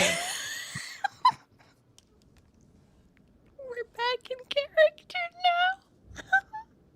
And we're gonna go to Blythe. What are you doing? What are you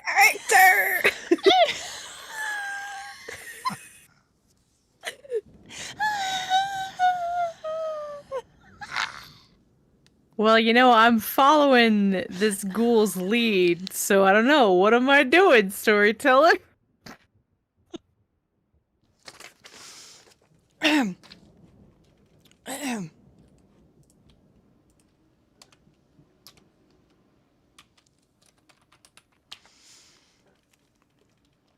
Okay, are you ready? I'm ready. Are you? Yeah.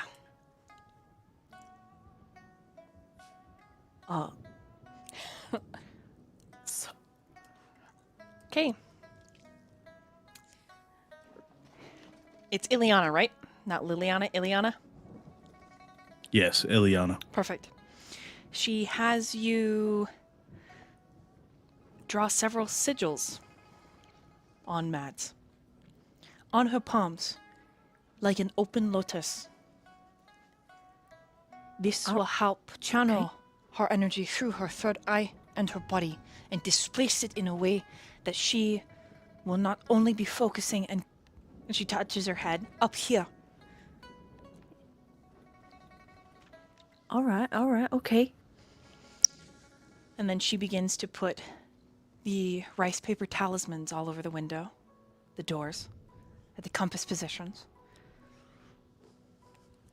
And she says, when you are in the umbral veil, there is many spirits. And if a spirit has a lot of resentment, it can harm those that walk through the umbral veil. This will protect her, this dispersion of energy through her whole body. It will enable her to use all of her power. She is a kindred of some renown. She is very special. You are... I'm coming to learn that. Good. You are same clan? Or sister, perhaps? I mean, clan, yeah. Ah, help me get her shoes off. We need to make sure that she has talismans on her feet.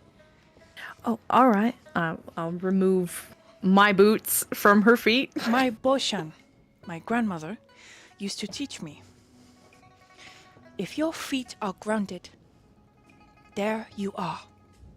And when you are there, you are home. We are going to do this for Miss Mats, but with talisman. It feels very floaty when you are in Umbral Vale. So we are grounding her. Here. And she hands you the talismans and... Like an anchor. Exactly, yes. I'm going to have you take your shoes off and also put talisman on your feet. You will act as a tether for her. And I will make sure if there are any evil spirits with too much resentment that they are kept at bay. All right. Good. You are faster learner than Kara. He is horrible. Yeah, you deal with him all the time. She's removing her Every day. shoes. Every day, all time. That sounds exhausting. He is, but he is hiding so much. He is just a liar and he will not cry. Stupid boy. Oh, I see. So he's just putting forward foolish face because he's got a lot of deep feels. Lukas does not even know that his mother passed away last week. Oh, that's terrible. Well, it is Kyla's fault for not tell Lukas. He should. Instead, you know what he do? He come to my house, get in ice water tub bath, and fall asleep there. Try to end everything. Is stupid because her vampire Vite cannot end everything. Oh. Don't say anything. It is just because I like you, I share, okay? Right. Not mine to share, but still hard. Eventually, Lukas will know. We'll tell him, but I just want Kylo to be honest. He carries around too much. Too much of a liar, too much. Okay. Now that your shoes are off, put these on. Yeah. Like sticky paper, lick first. Here you go. Okay. So you both are like, you put it on, and then she brings over a plastic chair and has you sit down and put your feet on Mad's feet. Yeah. Okay. Oh, you could borrow shoe. Look, same shoe size. Very nice. She actually is borrowing my shoes. Oh, that is her outfit. Yeah. Very nice. I like that. That's very nice. Okay. Another thing my Boshan teach me is to meditate. But to meditate, we will have to listen to music. You ready? Sure. Okay. And out of this bag that she has, she produces a stereo and puts in a CD, closes the lid, so with a nice click, and she presses play. And the sounds of a Zen garden percolate through the speakers. She sets it up on a shelf just below the window, and gets it playing.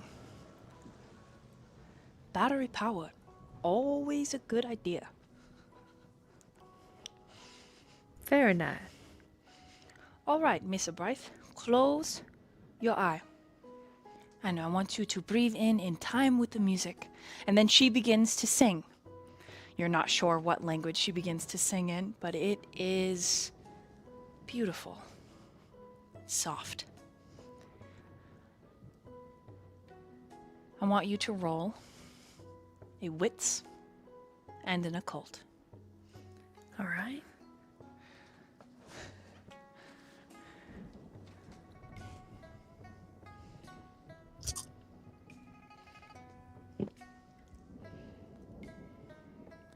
That is 3 successes. All right.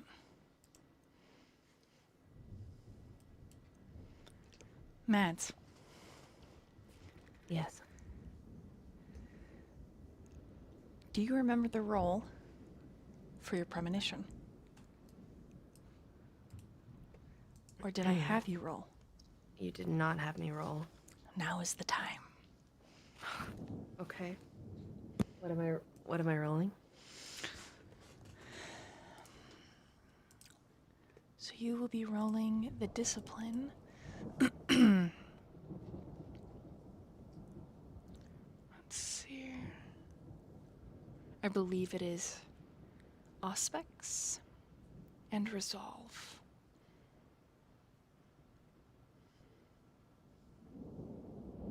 Okay. Am I rolling any hunger dice or just straight up? If you rouse the blood to give you blood potency, which you can add those dots to your roll, then yes. You said Auspex and what? Oh, you are, since you're using Auspex, you will absolutely be adding your hunger dice. Sorry, excuse me. How many and how do I add it? You have 1 hunger, so you'll replace a red dice with a black dice. A black dice with the red dice? Yes. Okay, and I'm rolling Auspex and what was it again? Sorry? Resolve. Resolve? Mhm. Okay. And do I get the extra from the, If you rouse the blood, you can add your blood potency to that. Okay.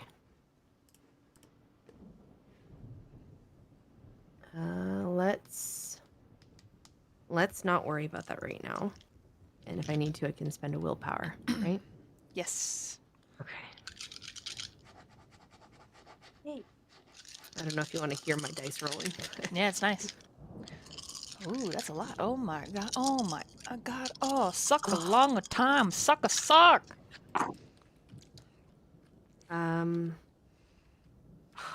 So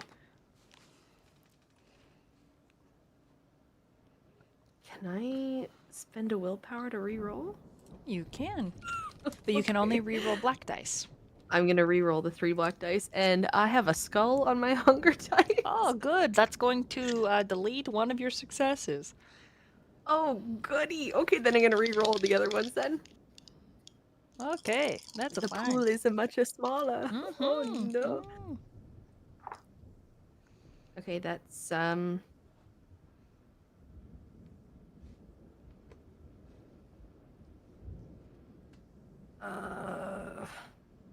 I guess so. Without the hunger dice being is that a bestial failure? Is that what that is? No. Okay. A bestial failure is if you have no successes.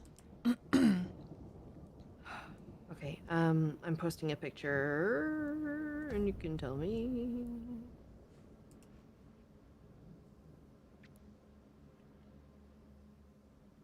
I posted it in our general. I think that's. So you said it's -1 success because of the failure on the hunger die. Yep, 3 successes. 3 successes. Okay. For a premonition. And what are you trying to premonition?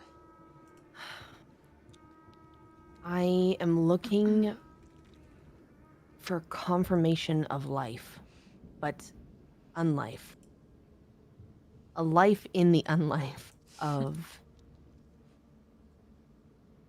Lazarus Kane, Vice, the situation post Elizabeth apocalypse.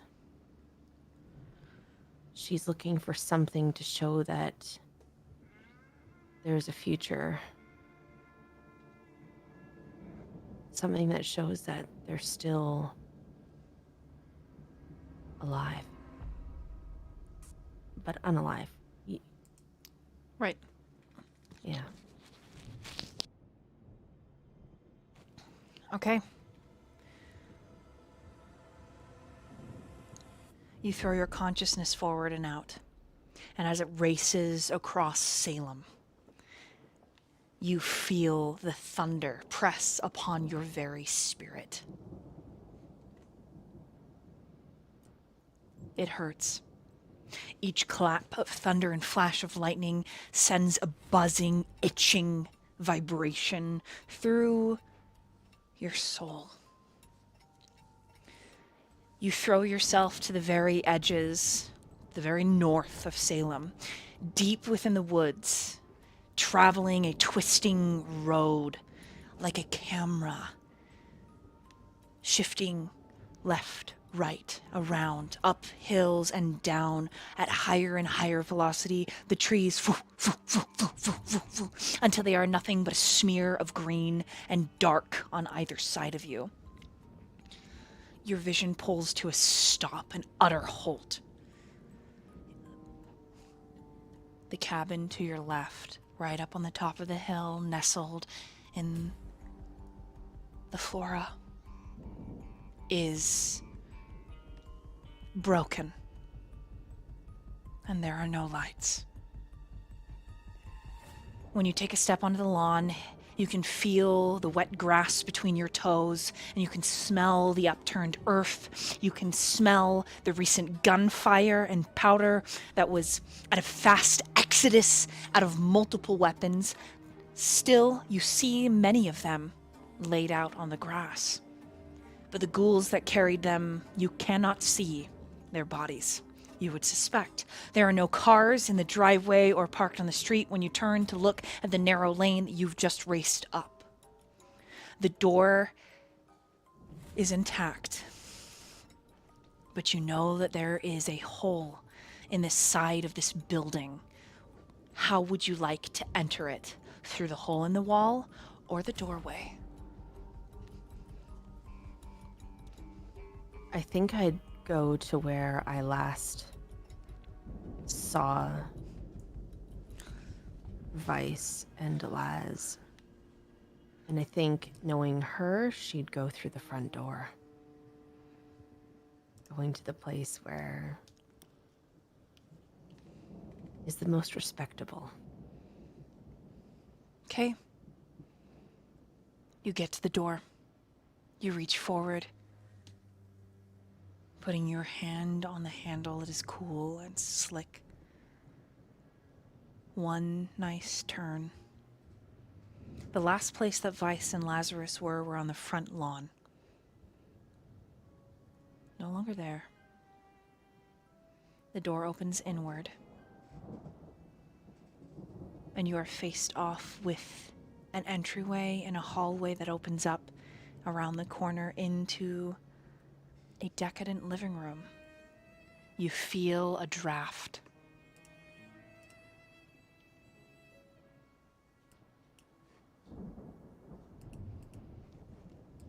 Walk towards the draft. And that's when you hear the sounds.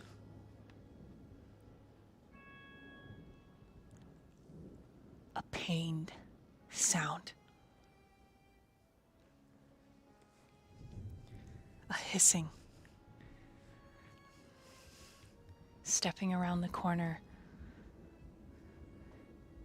you see Vice on his knees, laid out on the couch, is Lazarus, unmoving.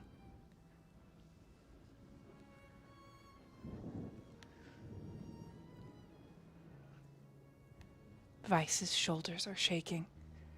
His spine bowed forward, his head fallen to his chest, and he is leaned over the unmoving frame of Lazarus.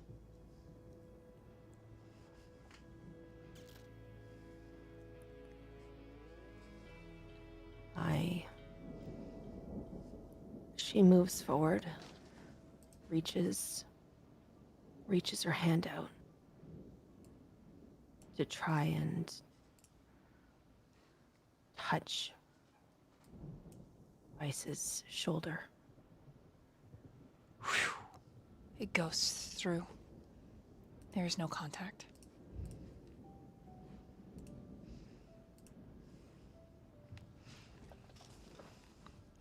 She calls out, "Can you hear me?"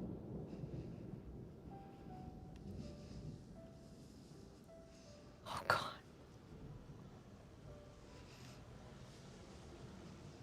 Can you hear me? He doesn't respond. Vice, goddamn. What the hell happened?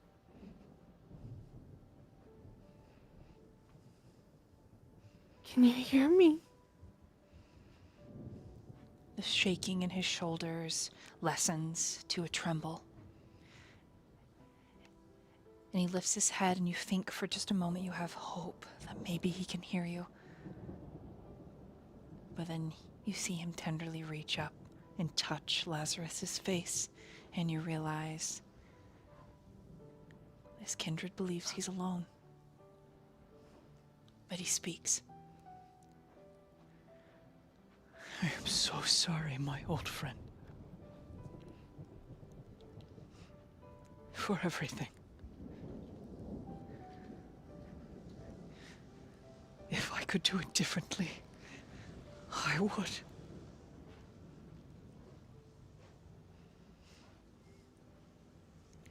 But I can't. I cannot change the mistakes that I have made. I cannot unmake the monsters that I have given birth to.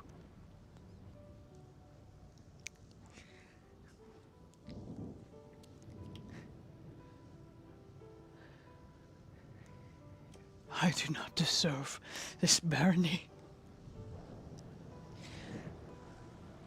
this title, this crown. Not if you cannot be here.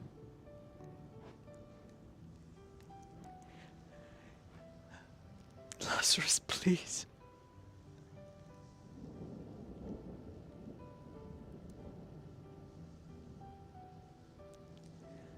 Please, Lazarus.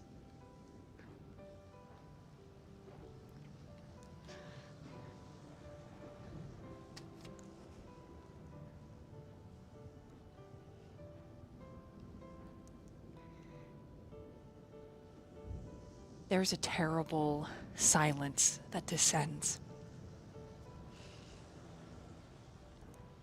As Vice Brown takes both of Lazarus's limp hands and squeezes them.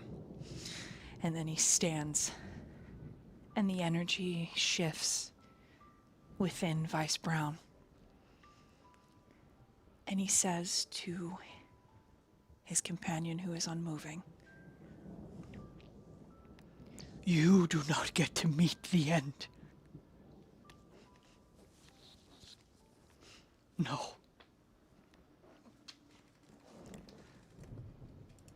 and he leaves the room.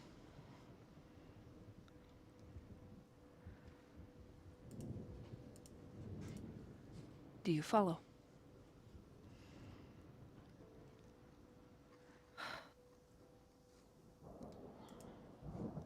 Yes. Okay.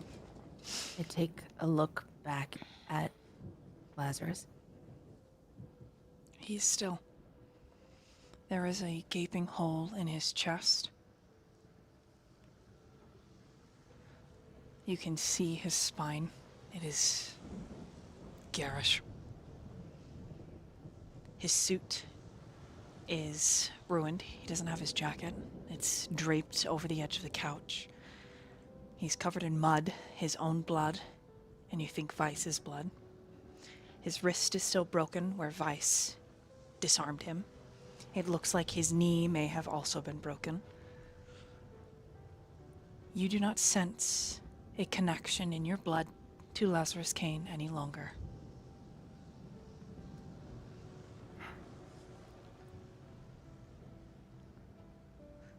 How he has not turned to ash if he is no longer here is something your Malkavian mind spits into your frontal lobe before you get too more emotional.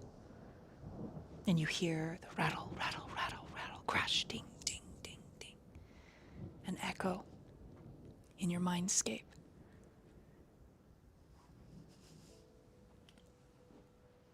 I would like you to roll an intelligence and an insight, please.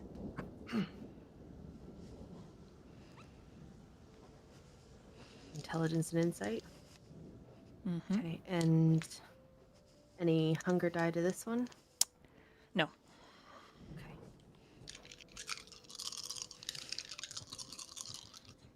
Okay. That's 2 successes.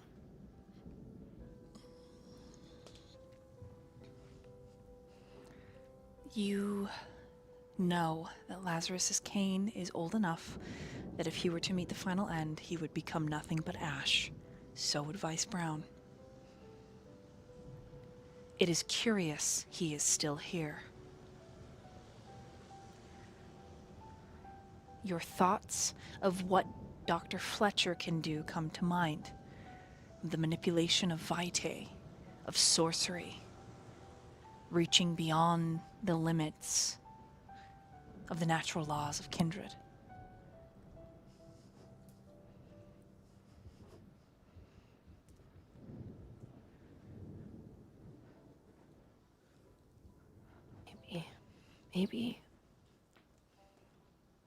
Maybe we can bring you back. I'm sorry. I'm so sorry.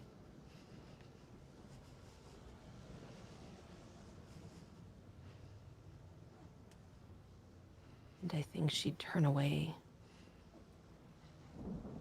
to follow after Vice. Okay.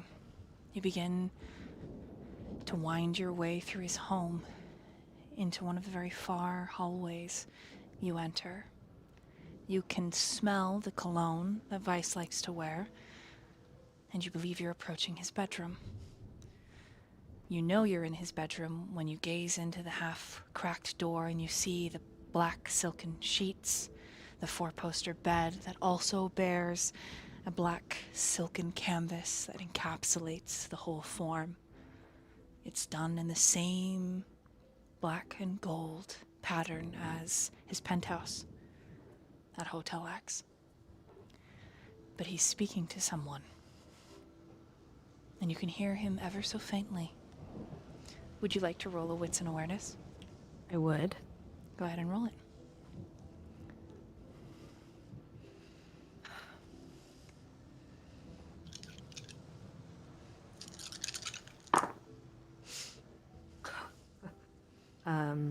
That's 5 successes. You hear him say, Kayate, Kayate, Elo Nam, Dose Fe, Kayate, Kayate. And there is a flash of red light. And a voice that says, You really need to stop calling me Brown. I understand. This is an emergency. You are a nothing kindred. And you toy with powers you cannot control. I have done everything that you've asked for as long as I have been alive. I will give up everything that I am.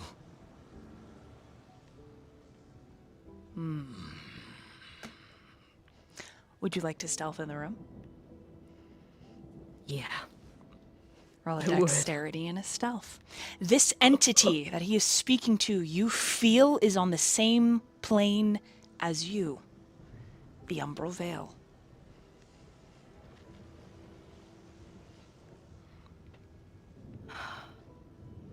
Okay. I'm rolling, you said, dexterity and stuff. I'm not good at this at all. Oh, 2 successes. Let's go. Okay. You just barely squeak into the room. You can't see into the walk-in closet that he's in, but you can see a faint black and blue glow. And Vice continues to plead. What do I need to sacrifice to give to you? Please.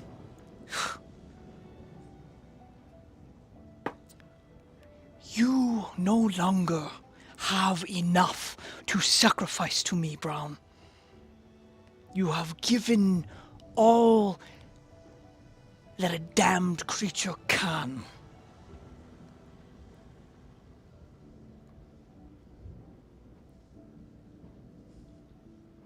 Please, sire. It's Lazarus.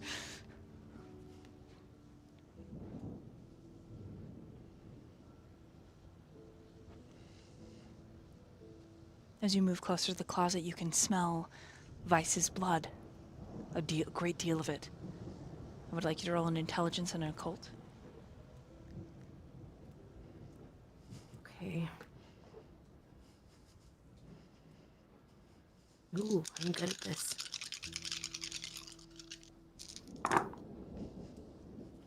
That is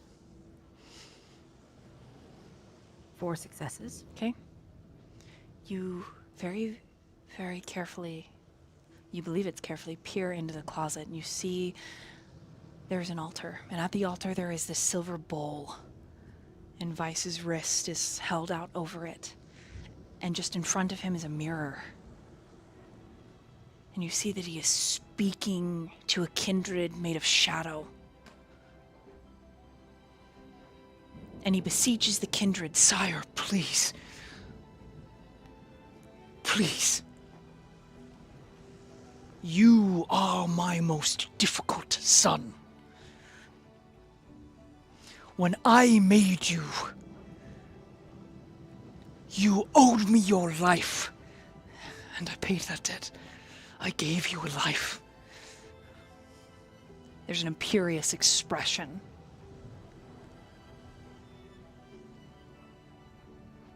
And you left the Camarilla. And you committed the most vile of sins.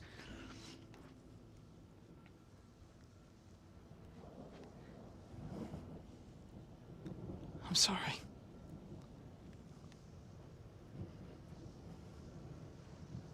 Even if you offer to come back to the fold, Brown, you have damaged the council and the Primogen. The prince will not have you.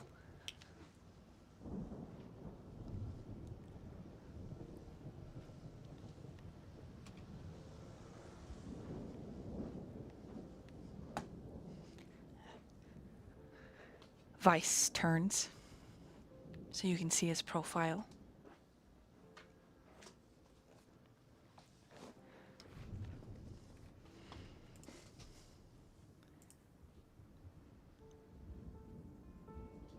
But he doesn't make it seem like he's noticed you or you're there. He doesn't? He doesn't. He just turns. Whether he notices you or not, you're unsure. And then he turns back to his sire.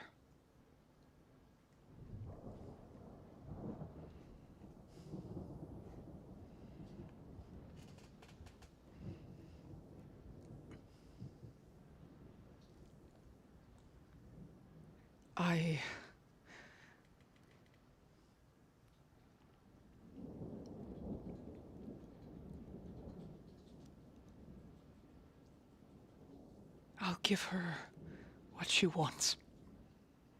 And his sire kind of leans back a bit.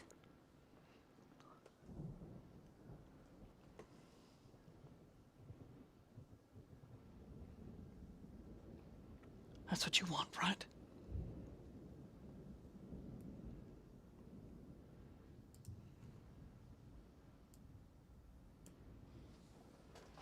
You want her to take the barony? To put me in a bond so that I have to listen? Even if she put you into a bond, Brown, you would find a way out. You always have. You are a problem child. I cannot help you with Lazarus Kane. You have broken the Masquerade. You have dishonored the prince. A blood hunt was called on you.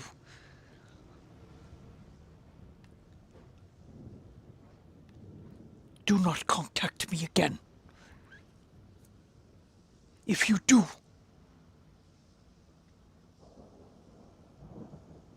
I will put you where you belong, in the sun. Sire, no more. If you have killed Lazarus Kane, his life is on your head, as it always has been. You have reaped what you have sown, fledgling child. You deserve to suffer for what you have done.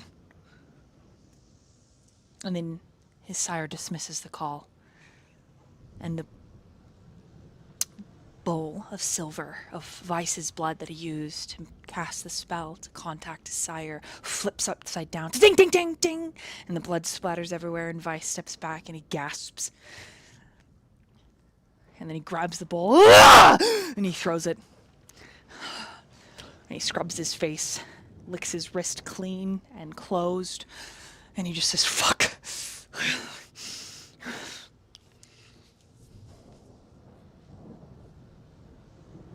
And Mads, that's when you hear the whisper. A woman's voice. Are you trying to save your father?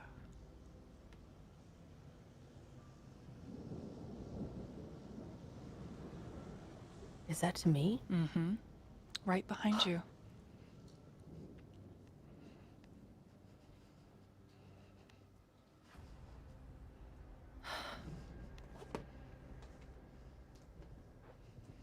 Who are you? I love all my children.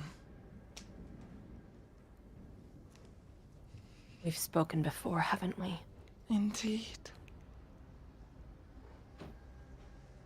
Who are you? I am a gift. I am a shroud.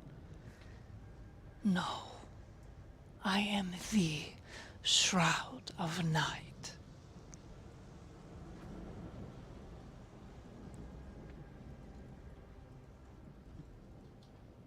Do you know me?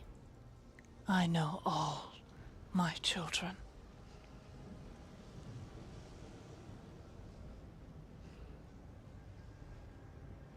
But do you really know me?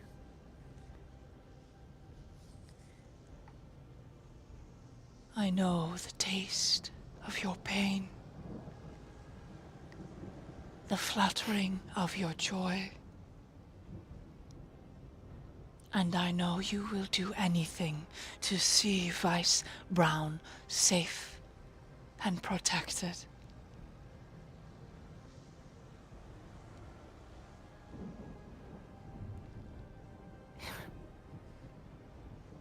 And what exactly are you offering me? Blood. To return your beloved in exchange for blood. My blood? No, my sweetling. Then whose? She leans really close to you. You feel her behind you, and it's icy. And she just says, in a really almost passionate way, Lukas. Melina.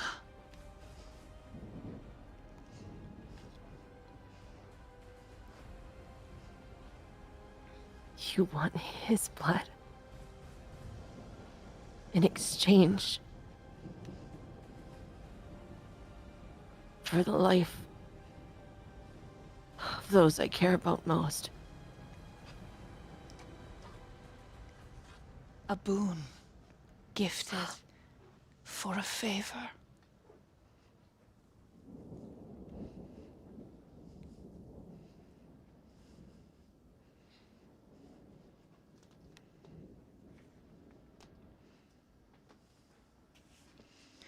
Mads turns around to look to where the sound is coming from. You can never look at her directly. It is only in the corner of your vision. There is a shadow. It looks like her hair is as black as an empty spacescape, and it seems to be dripping and wet. It comes down, covering most of her face and her near nude body. If you were to describe it, she would be wearing wet silk or dewy spider webs.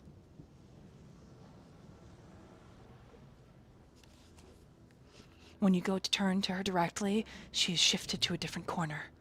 There is an absence of light and warmth in the room. Also, I need Blythe to roll a composure and a resolve.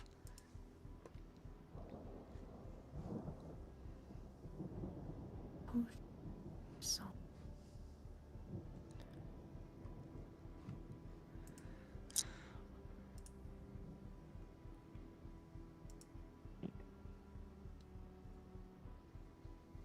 Three successes. All right, Blythe.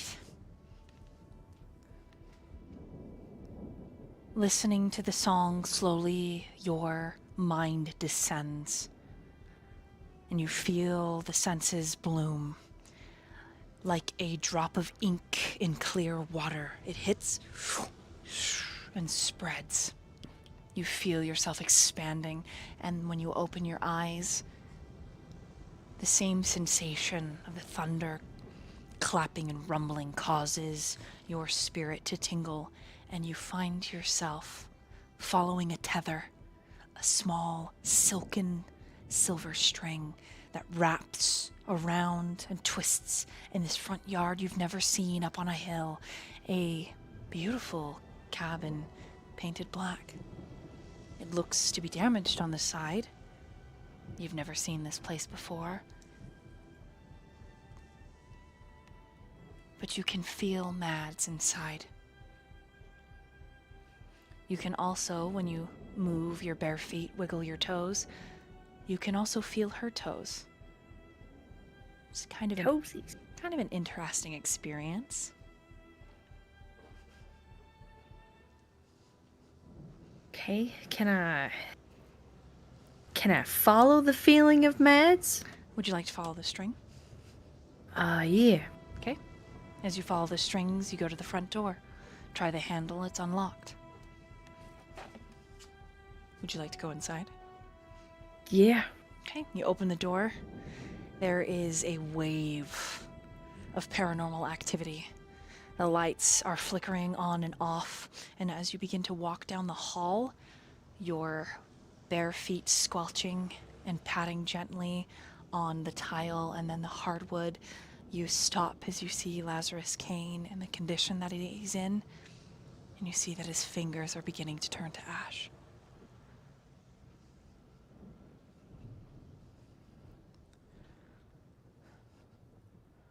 The string continues beyond the living room, wrapping around a corner, and they look to go down a hallway.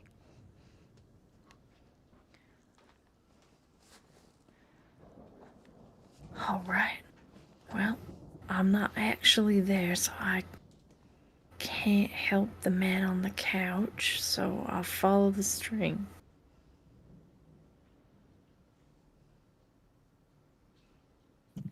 Okay. Would you like to be stealthy? Would I like? Sure. Yeah, Okay, go ahead and I would. roll a dexterity and a stealth.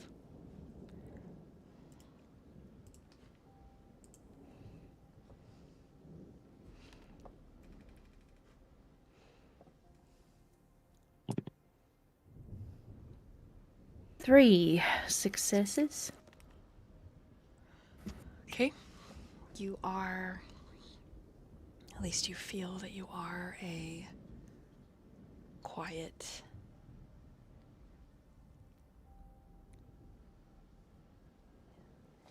and you come to the room with the black silken curtains, the black canopy, the black sheets.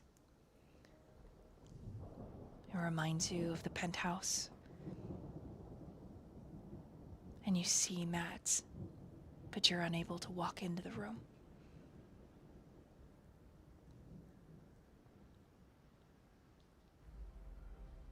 Do I only see Mads? At first.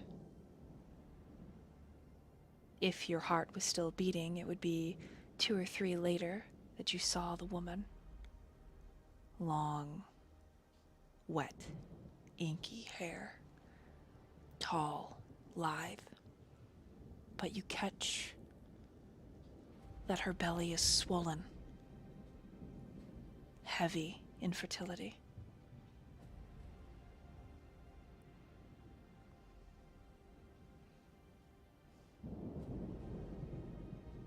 Do I recognize her presence? Absolutely. Okay. From the doorway, Mads, I don't know if you can hear me, but if she's talking to you, she's not good news. You should probably not consult her. Mads makes no move that she hears you. Damn it. But you can continue to try to talk to her.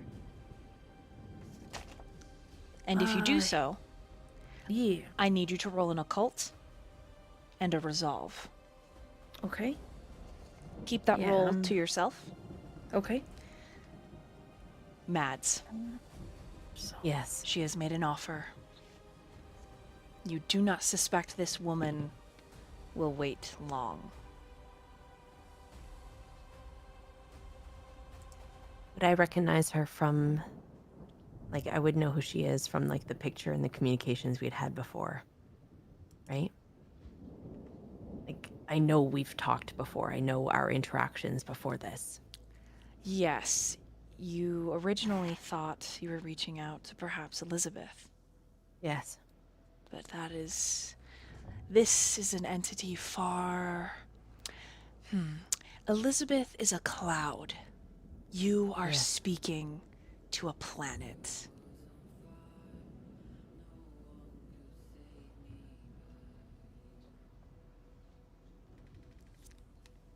What exactly are you offering with this favor? And what do you want with Lukas's blood? What do you need? Who are you?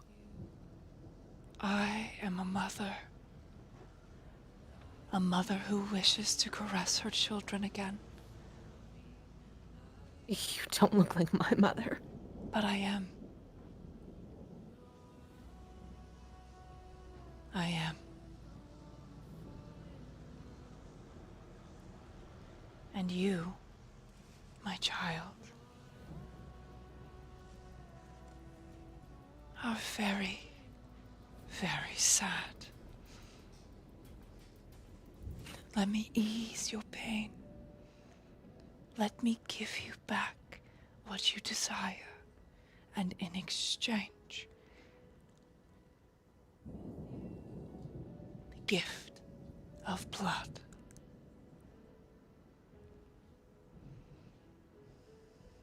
Do you know what keeps me from losing everything? Do you know what keeps me alive in this unlife? Do you understand anything?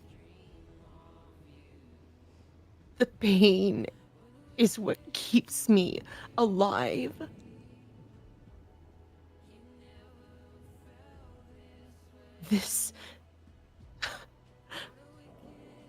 The understanding that I can still feel emotion. Don't you see? My life might have been taken away from me. I may have tried to end everything, and Vice saved me.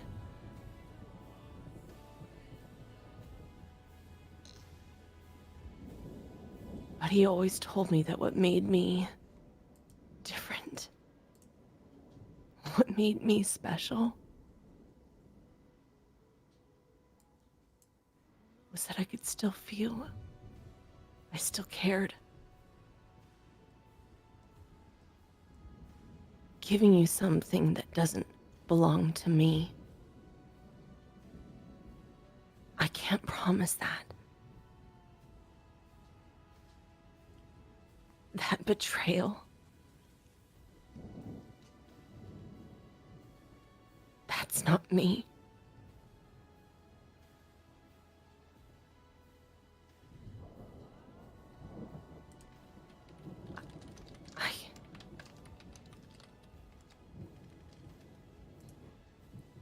I can't.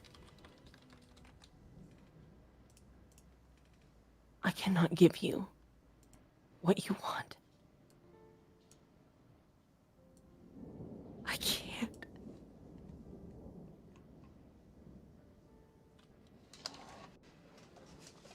I cannot give you something that does not belong to me to save something that I want.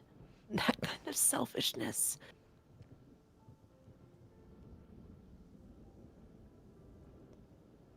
No.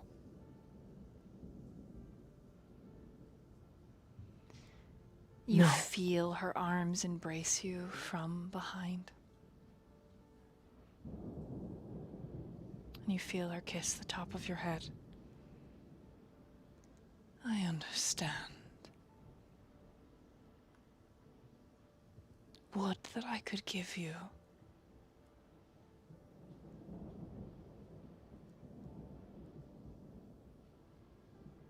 But I cannot without a trade. And then you hear tap, tap, tap. It's like doom, doom, doom, doom, doom, doom. And then Blythe's muffled southern drawl. Knock, knock, knock. What does Blythe say, Nat?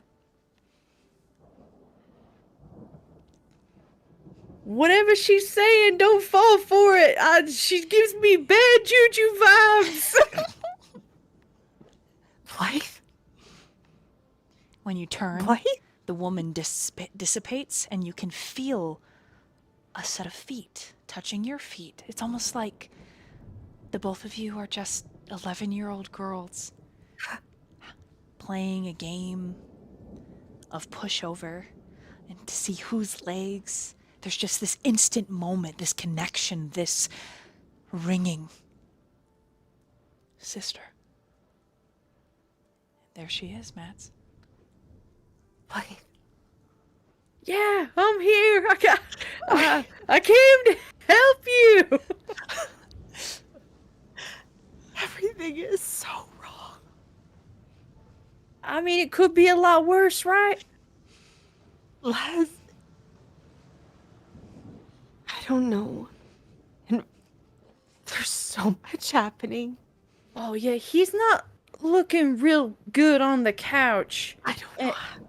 Actually, I don't know what to do for him, but I was gonna go check on him next.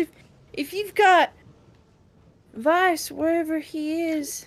At that moment, Vice has a very ancient looking set of tools that he's pulling out of his closet. From underneath his bed, he pulls out a DNA lockbox that he bites his thumb, drips a little of his vitae into, and it unlocks. And when he opens it, it hisses and a plume of smoke ascends. And when he reaches for whatever is inside, he is trembling. I don't know what he's doing, but it looks real, sketchy. He pulls forth a book. leather and crumbling. He smears some of his vitae on it. There is a mouth that opens up on the book's face, and then it strikes his arm, and and it begins to feed. And as it feeds, the flesh goes from this weathered, hag-like flesh to supple and soft, the spine of which is scaled. And as the spine actually unfurls, it's like a tail with a spade on the end that flips wickedly back and forth. Vice has to tear his arm away, and as he does, the flesh from elbow to wrist is gone. Oh.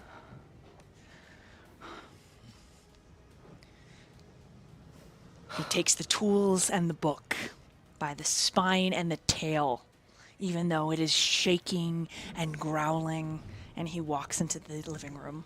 Do you follow? Oh, wait. I was actually going to try and beat him there. Okay, so like- you're going to rush there? My little invisible self, I run to the living room, to the couch, and be like, "Sir, I don't know if you can hear me, and I know that you're in a bit of a tight situation, but he's about to do something real stupid, I'm sure. Can you hear me, sir?"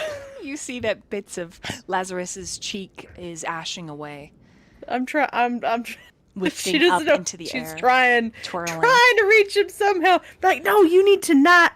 You need to put the not piece of ash ash back him. on his She, cheek. You're like, no, hold on. touches his- You like, lick it and put it stop. back. You need to not do that, sir. This is not the right time for that.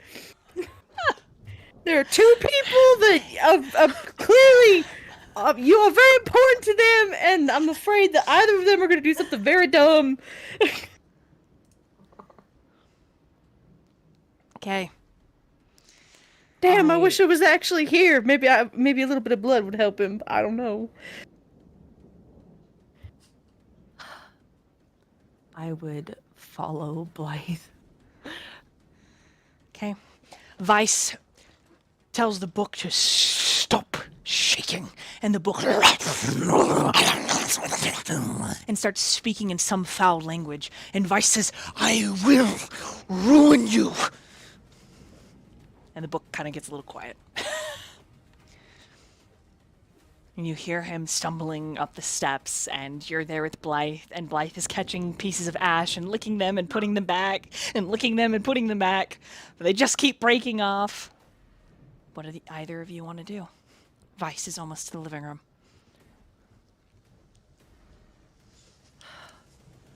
I looked mad, so I looked to Lazarus, I looked to Mads, and I'm like, I mean, I don't know, we're not physically here, so I don't know how much we can actually do, but I'm here if you got any ideas.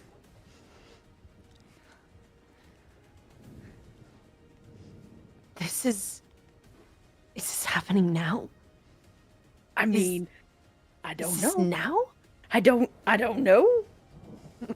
I don't know. One minute I was just sitting with my toes wiggling against yours, and then I was here, and now this is happening.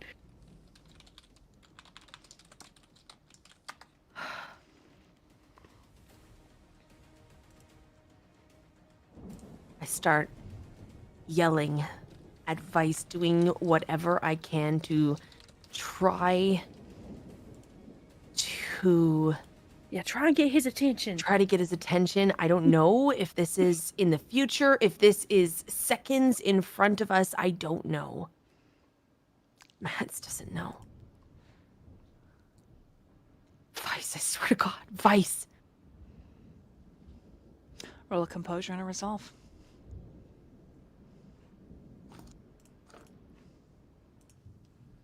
I'm gonna try something while she's doing that, but I'll wait till you're done with that. Okay.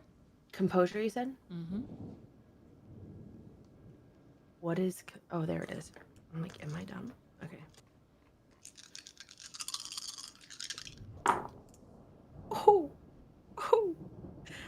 That's 6 successes. Okay. Because it's a crit plus 2. You shout his name. Vice! he stops. And he turns to look.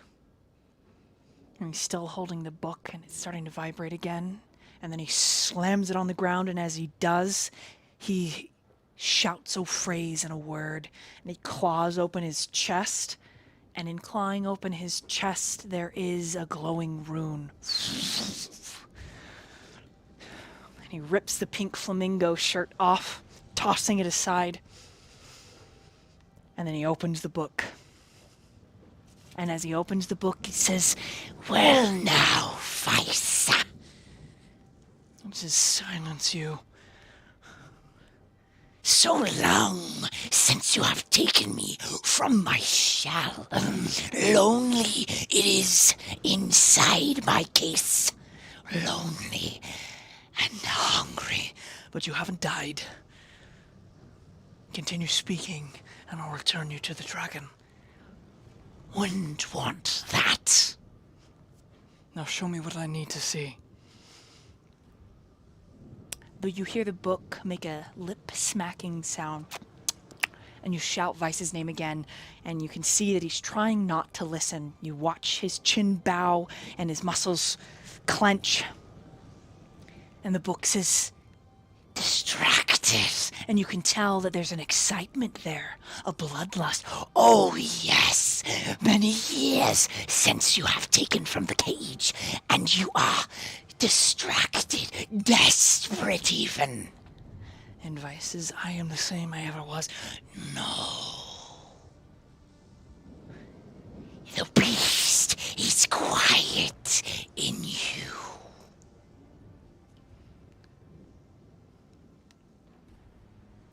So quiet.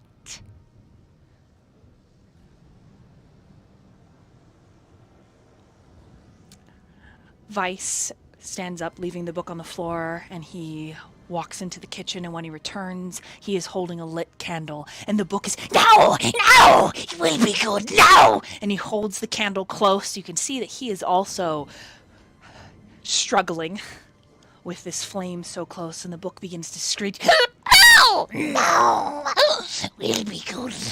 Will be good.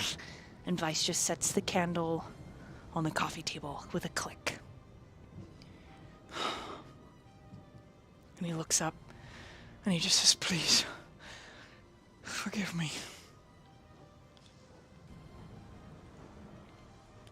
And then he begins to write in his own blood on the pages of the book, as the book then begins to flip.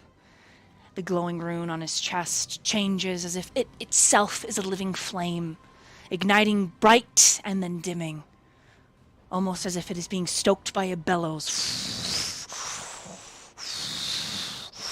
The shadows in the room grow deeper, the glass begins to vibrate, and there is a pressure that if the two of you could breathe would steal your very breath. Blythe, what is it you wanted to try? Well, she knows she's not there, but she's gonna try it anyway, because she's like, well, maybe it's not his body that needs something, maybe it's his soul that needs something. So, not existing Blythe is gonna, like, use her nice nails to cut her wrist and hold it over Lazarus's mouth. And, like, she's like, this is crazy, and it might not work, but I'ma try. And the whole time she's like, come on, dude, I really need you to get up, because he's doing something real dumb. I don't know what it is, but it's bad. Come on. Come on. Come on. Xirus, Yes. you are finishing up with your Malkavian when you feel the pulse. Sorcery.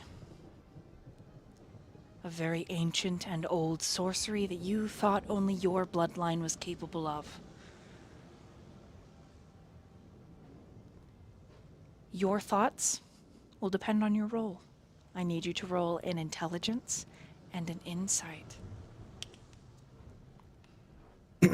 if you would like to rouse the... Oh, you can also get rid of 2 points of hunger. Okay.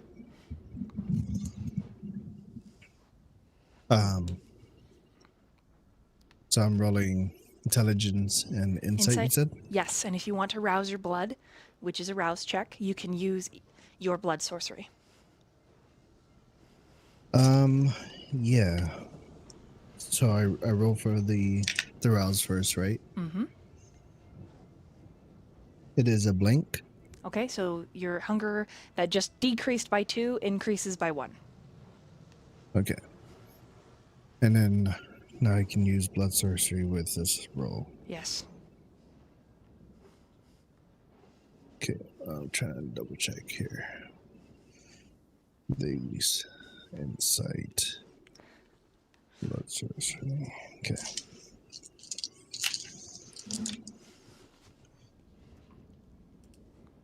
That is 4 successes. Okay. So when I say you're done with your Malkavian, you are actually parking the car, headed back to the hospital. Lucas and Kyler are still outside, but they've moved to sitting. Kyler doesn't seem to be being as much as a smartass, but it's up to you if you approach them at all. This is as you're shutting the door, like headed up to the hospitals when you feel the pulse, okay? Okay. This is not Kadal. Having a witch, as you would put it, in Salem this powerful? No. You definitely should go look at it and put an end to whatever is about to happen. There is an instinctual feeling that this... No. This blood sorcery reaches into something called the Umbral Abyss. And that is where kindreds don't fuck with. Because, ladies and gentlemen, kindred and chat, demons are real. And in the world of darkness, they are a near unstoppable force. And you think you can control their power. But one too many uses, and you free something, and you make a city bleed. There have been events in the past. Large fires caused by mortals seeking too far into the umbral abyss. Fires in the 18th century killed 9,000 people all across Europe. Other events include mass floodings or sudden gentry killed and wars being started. And mortals are the easiest to sway. But a kindred, swayed by a force so far in the umbral veil that it is unknowable, who knows what could happen?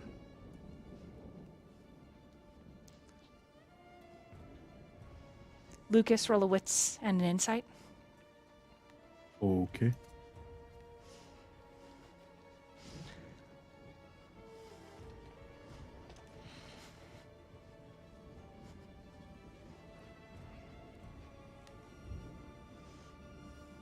I got 2 successes. You can tell that there is something up with Xirus.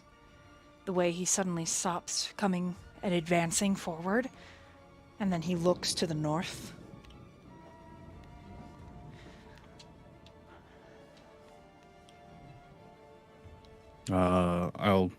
So he's stopped walking, Yeah. basically. Yeah, mid-stride. I'm gonna get up from my seat and be like, "Is something the matter, doctor?" Yes. We have to go quick. And he'd like, without a second word, he just starts moving. Okay, you head back to your car. Kyler's like, do we get the other girls? No. You stay here. You don't want me to bring Viola? You don't want to bring Viola? No, you watch with them. Or Blythe Oh. or Mads? I'll go with the doc. You, when Ileana's done, you know how to find me. Okay. Xirus, Lukas starts approaching behind you. Kyler goes inside. Viola, roll a wits and awareness.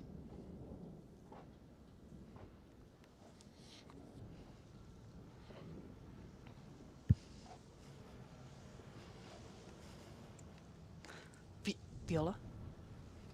Viola. Valolola. Viola. Banana.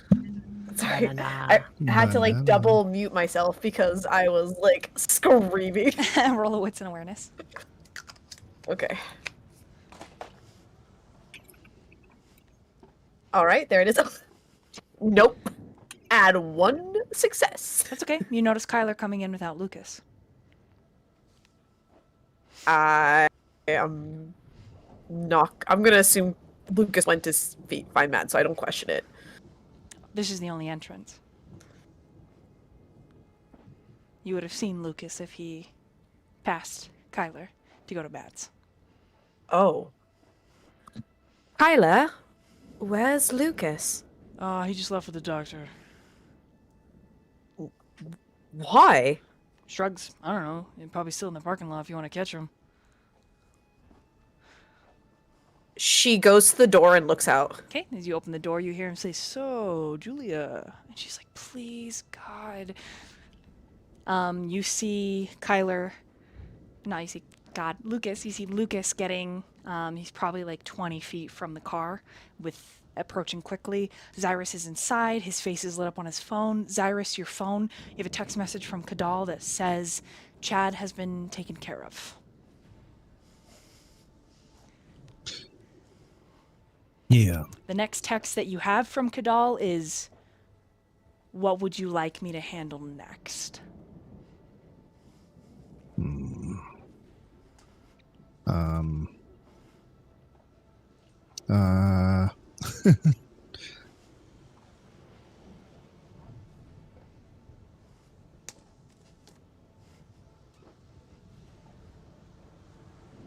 I think he would mention about the.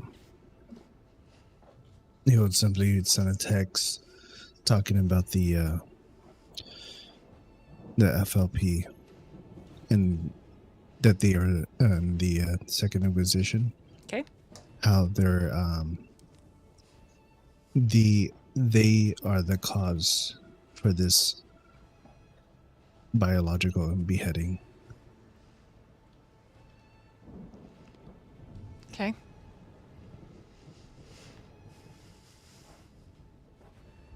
He will take a second to reply because he's slow at texting because he's old, but that's all right.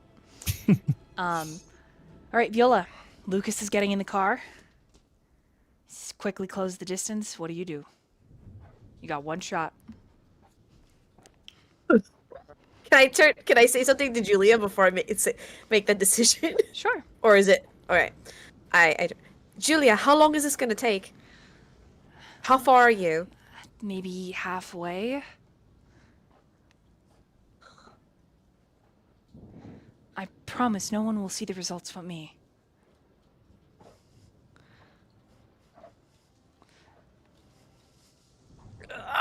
He's splitting the party! Julia runs out. You mean Viola? Viola. Viola. God damn it! I'm Julia Stop changing today. characters. Julia Inception. Okay, you run. I need you to roll a dexterity and a athletics as you're like tussing. Not tussing. You're running, because I don't know if Xirus is just gonna drive off without you. So you gotta kind of use your vampiric speed, whoosh, to get there in time. Yeah, I freaking.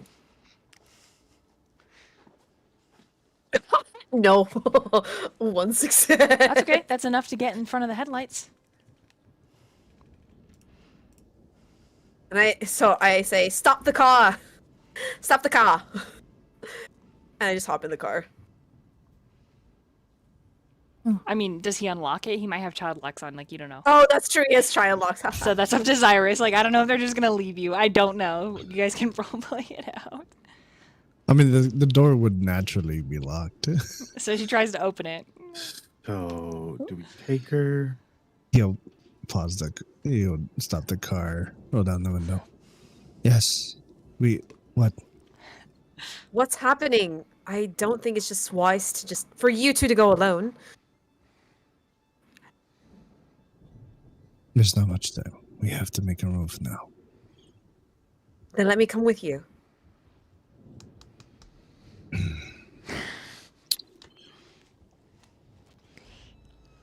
He looks over to Lukas with kind of a raised eyebrow. That's your call, man. You deal with her, not me. Is there not more for Julia for you to do?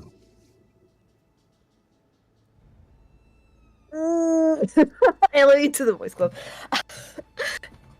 Listen, she's just checking.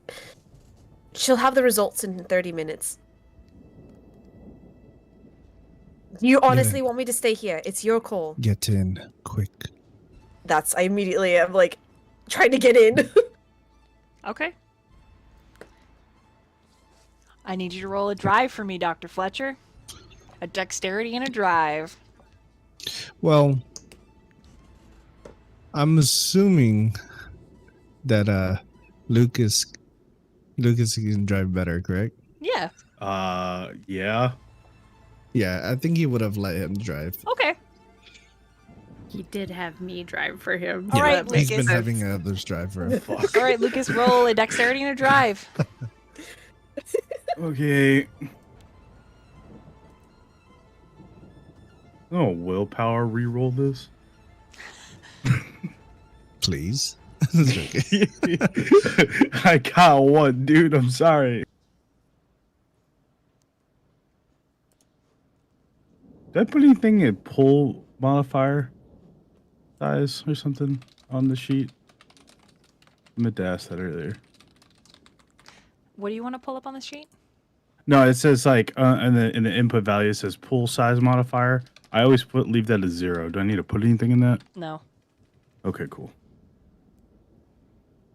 I got 2 that time. Yeah, not bad. You're a pretty good instead of driver. 1. You're like,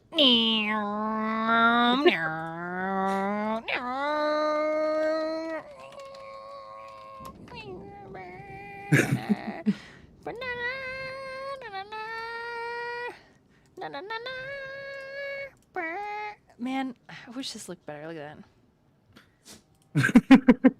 There you go. Driving the car, yeah.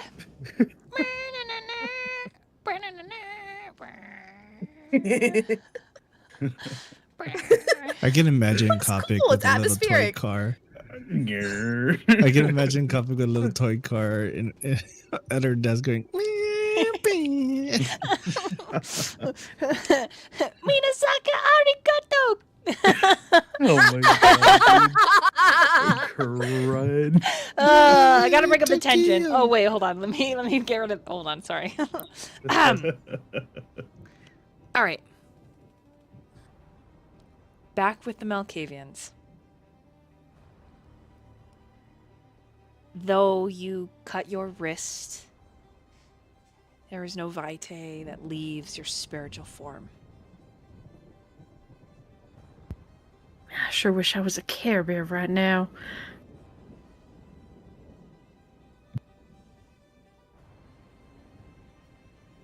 Power of friendship. Hell yeah. And Vice begins to chant.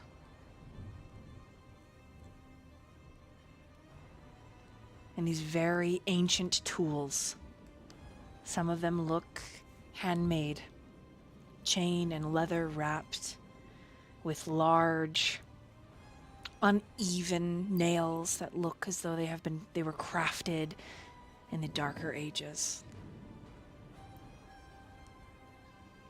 He lays them out in a specific pattern,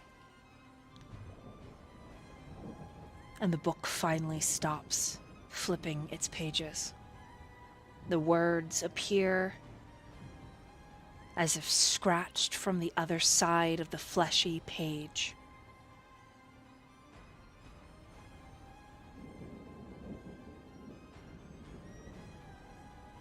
And Vice begins to recite.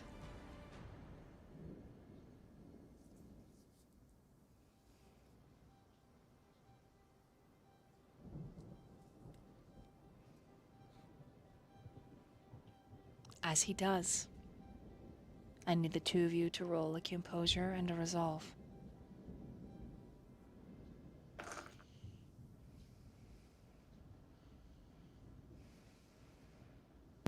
Oh, nice. It's 4 for 4 for me, so four successes.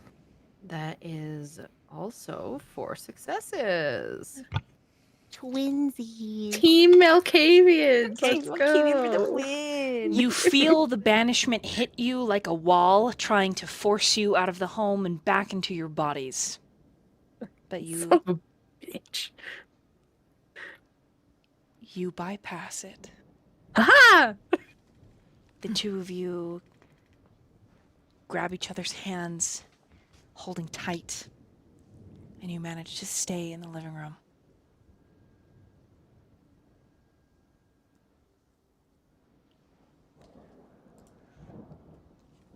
What would you like to try?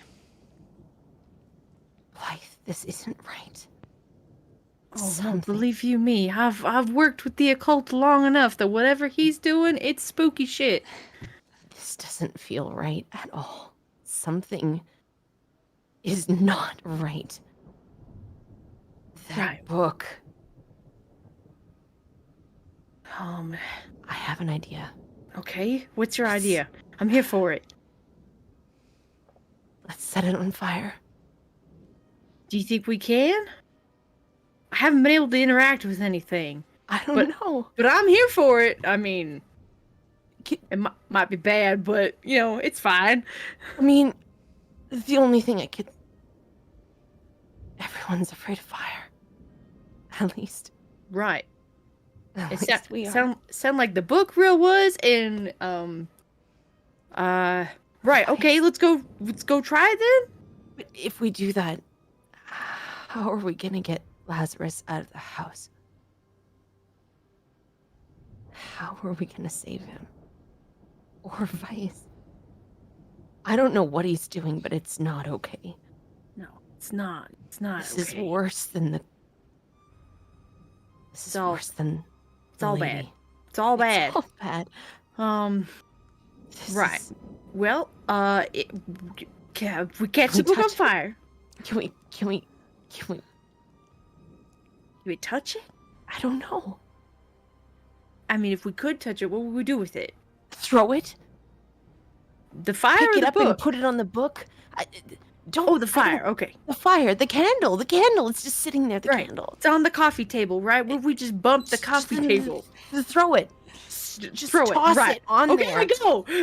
Okay, you go to grab the candle. Your hand passes through. God damn it. The How do both of you, ghosts do one at a this? time. Right, okay. How do- Together. Together. Together. All right. Focus real hard. Pretend like I'm a poltergeist. This happens in my house all the time. It's Oh fine. no, my father, he doesn't remember. He tried, he came, he touched us. How? What did he do? Is this real? He was actually a ghost. We're not. Fuck. That's the other question. Is this actually happening right now? Oh I God, I don't don't know. Quick, try the table again. Bump the table. Together. Together. And together we will reach out and try to touch the candle. Okay. Push it onto the book. I need you both to roll a stamina. Hell yeah. And a survival. Oh shit. What's my survival? It's not good. It's not good. Oh. We are in trouble. Oh my God, dice, don't fail me now. Oh, I got a critical. I only have 2 success. I did it. Okay, I would like to use one of my willpower to re-roll. Is that okay? Sure. Okay. Sure. Yes, that's This might all be for naught, but at least we're doing it successes. really well. We're trying our best. My emotions are taking control, but I have 2 successes. Okay, and how many successes do you have, Blythe? I have 4 because I critical. Okay. Woo! So together you clasp hands and you feel this ancient energy. This gust of wind. For a brief moment you can smell sage. And then the tang of rosemary. And there is a motherly presence. An ancient feminine knowledge and power. You shout together, hitting the coffee table, knocking it up and over the candle end over end. Vice reaches out to grab it, and the wind knocks his hand back, and he roars as the candle hits the fleshy pages, and the screeching of the creature that is within those pages as it begins to whip and flex and twist the fleshy pages, trying to skitter and claw away from the spine that looks as if it should belong to a scaled creature. It tries. And as it burns in front of Vice, he falls to his knees. And the anguish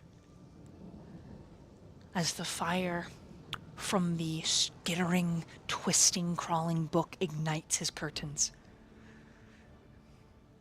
Oh no, the curtains. Get out. And he Get out. You begin shouting and shouting together. Blythe, help me. Tell Yeah. him to grab Lazarus and leave. Yep. Grab Lazarus and go. Let's go. Come on, let's Just go. Grab him and go. He stands slowly as the fire quickly crawls and is spread by the book. The book finally ceases to move as it ignites the TV stand and a bookshelf. And he is backlit by the flames. The look on his face is defeat. There's a better way, Vice. I promise you. There is a better way, and this is not it. Grab the man and go. Let's go. Grab the man and go. Let's go. out. Grab the man and go. Let's go. Come on. He steps Get forward out. to Lazarus. And he reaches down to take his hand that is becoming ash, and he squeezes.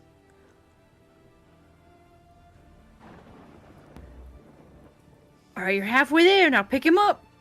Pick him up and go. Let's go. Grab him and go.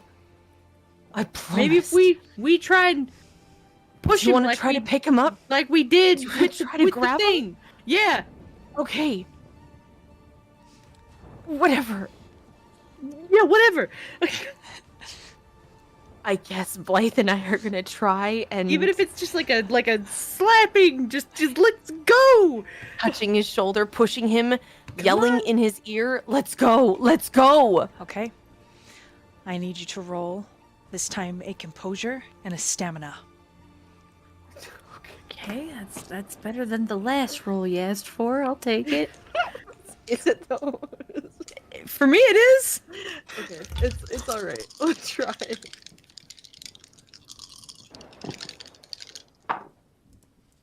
Nice. 3 successes. I am gonna spend a willpower to re-roll the 1. Oh yeah, that gives me 4. Totally worth the willpower. I hope. I hope it's worth the willpower. Okay, so total, how much did you each get?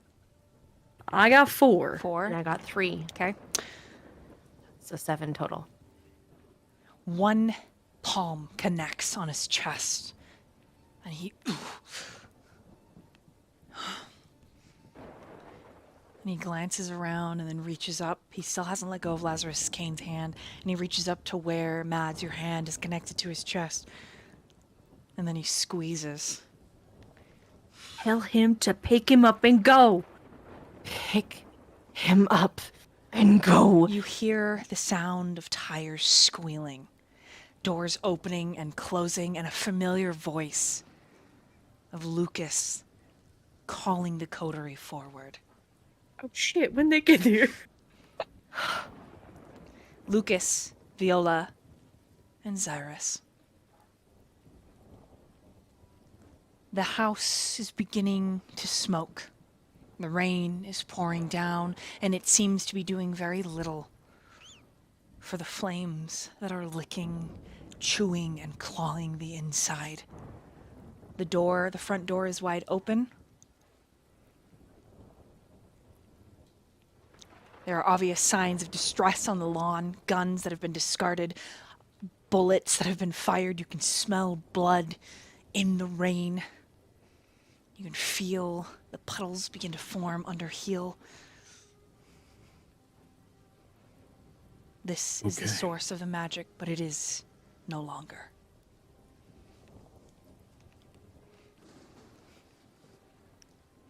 I run in.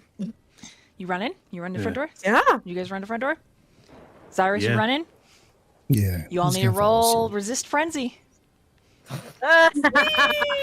get- Right, what do I roll for that? All right. What check? Let me... I have Oops. never done this, so Oh. this is gonna be fun. Yeah, if what- you're doing it through Roll20, you just click the resist frenzy, which is right below willpower. I will do that. All Just right, I will easier. do that too. Oh, that's bad. Did I do it right? Oh, Oh. nice! Oh, Okay. Oh, Oh, no. I accidentally rolled it no. twice. My bad. So, Yeah, because it like lagged for a second. I'm technically, confused. with Yeah. those rolls, you all succeed. I don't know why Okay. it's making you roll so high, so hard, but you all succeed. Okay, I was like, Yeah, like, bruh. We're I fucked. was like, I'm the only one who's gonna make it. Good lord. Yeah, I'm you, like the weakest. you technically all succeed. As you bust down through the hallway, you have to shield yourself against the flames. You hear the growling in the fire. back of your mind. And you see that Vice is standing backlit by the flames that are just licking all through his living room. A piece of his chandelier falls to the ground in front of him, and it looks like there's a body on the couch in front of him as well, and he doesn't look like he's moving. I call up. I said, can I talk? Sure. Vice, you need to. Let's go. What the fuck are you doing? Let's go. His head simply turns Mads needs you. so you can see his profile. Perhaps it is time for a life. For a life. No, don't. What are you doing? She just goes out. She just goes to grab him, and she's like, "Stop! You're not thinking clearly." Okay, you put hands on him and he's warm. I start trying to drag him out. I'm like, "Come on, let's go!" And I put all my blood potency into this. Go ahead. You can certainly try. All right, what do I gotta roll for that? So you're going to roll to drag him an athletics and a strength.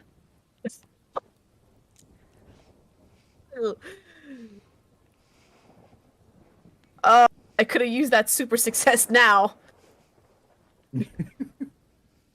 What did you get? A fail, which tracks. You do not pick him up. You cannot move him. He is far, Okay, far too I'm gonna. strong. Okay. Then I didn't want to do this. Fuck. I'm gonna use entrancement and try to get him to move.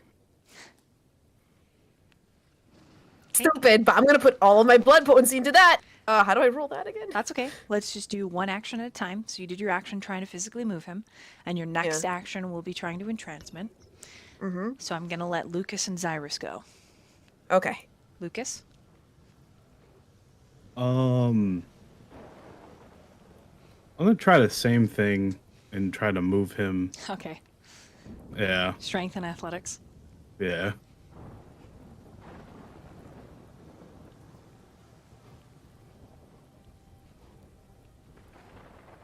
I got 5. Okay. At first, he doesn't move, but you do manage him to take a step back. Vice, for his slight frame, is incredibly strong. Mm-hmm. So when you try to move him, both of you are holding on to him now, so you might be able to do something together. But he says, I have to bring him back. I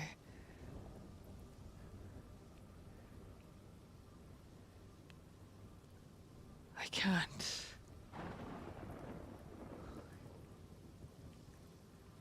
The book, but I could still. A life for a life. No life Nice. is worth that. This is not the way. Xirus, as you move up, you see the markings of an alchemist all down his back. They wrap around his chest and his arms. His neck, you believe that they go up into his skull. You have seen similar markings on Kadal. This is markings of a very, very selective cult in the Tremere. One that was abolished by law, and many of the members were systematically put to rest.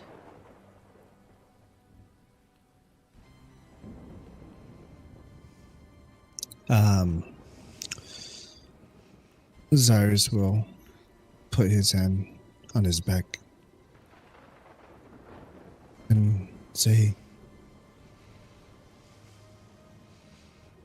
this is not the way. Vice. He does turn when Friend. he feels you touch his back, Xirus, and he says, you can help me. There's a little bit of light back in his eyes as, like, the rest of the chandelier falls, and the flames continue to roar. He says, you can take what I have taken. You can split it into as many parts as it needs and give him what he requires, what is broken. You can help me.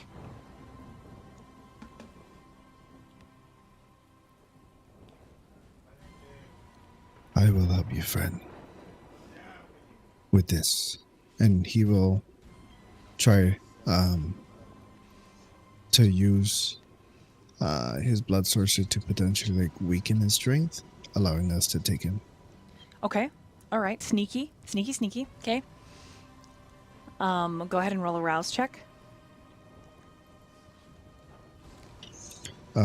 Critical success or a donk. I Okay. don't know. You succeed. Go ahead and roll your blood sorcery and your intelligence. Or your charisma.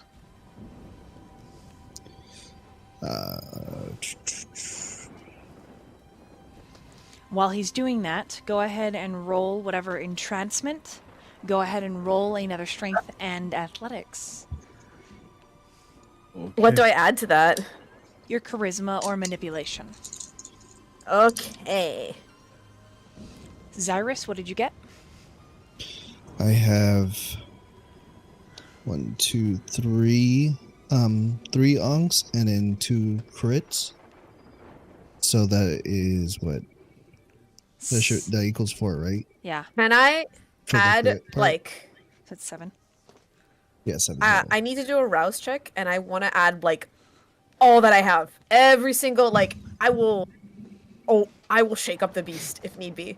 Okay, roll a rouse check. All right, so let me do that first. How do I do that? What button? Just There we go. There it is. Yeah, it's just a D10, but yeah. Succeed. Okay, so you rouse the blood, but you do not. Your hunger does not increase. All right. And then how many dice do I add to that? It's going to be your charisma and then the discipline Okay, charisma. or manipulation. Okay. So athletics, then charisma, and then do I extend my pool size modifier? Do I So add with any dice? entrancement, it'll be presence, I believe. Yes, it'll be your presence, which is 1, 2, 3, 4, Okay. plus charisma or manipulation. Alright, so I'm gonna submit. Alright. Oh my god! Damn. I want to do. I'm will. Okay, that's it. I'm using willpower. Okay. I'm fucking it. Alright, I'm gonna re-roll. 1, 2, 3, 4. I'm gonna re-roll 5 of those dice. How do I do that? So you just Reroll. click the reroll. Yeah. Re-roll 6. Wait, how do I do? So I would just click your charisma, and then Okay. for the second attribute, I would put none. And then for a modifier, you're re-rolling 1, 2, 3, 4, 5 dice. So Yep. modifier 2. Yeah. Yeah. Oh my god! Jesus! Wow. I am failing up the wazoo. Can I use my inspiration? You can use your inspiration. Wow. Why? I'm gonna use my inspiration. Yeah, it is not happening. Good lord. Okay. Okay. Second none. Oh my god. This is my last shot, guys. It's all or nothing at this point. Fucking finally. Oh, no critical. Oh yes, yes, yes, yes, yes, yes. Okay, okay, okay, okay. Okay. So yeah, I will. All them days. Awesome. All right. So you will try to entrance the mind, and Lukas, athletics, and I got 3 successes on that. okay. I got all 5, baby. I think. Yes. It is the effort of all 3 of you to get him to let go of Lazarus Kane and to move. And as you do so, something connects within him, Xirus, and you feel just how powerful he is. And you know that it is ill-gotten.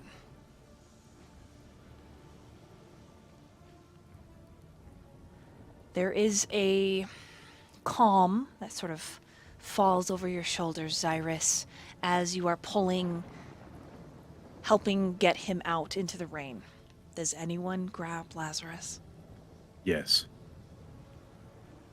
Lucas, strong boy. Do you go back in after you get Vice outside? Yeah. I need you to roll Resist Frenzy. Okay, no.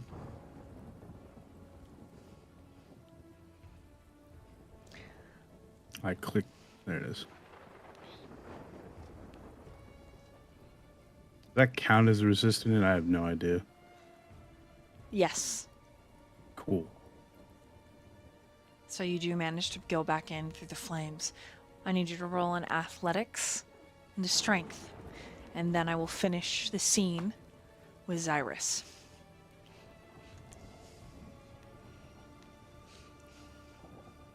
I got 3. Okay. You manage to scoop him up. You notice that pieces of his flesh are flaking off.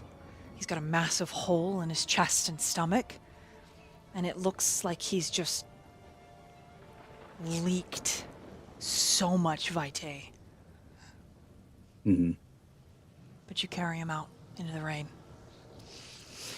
And as you do, Xirus's hand is still on Vice, and all of the runes on Vice's body are having that subtle glow, that somewhat flame flickering within.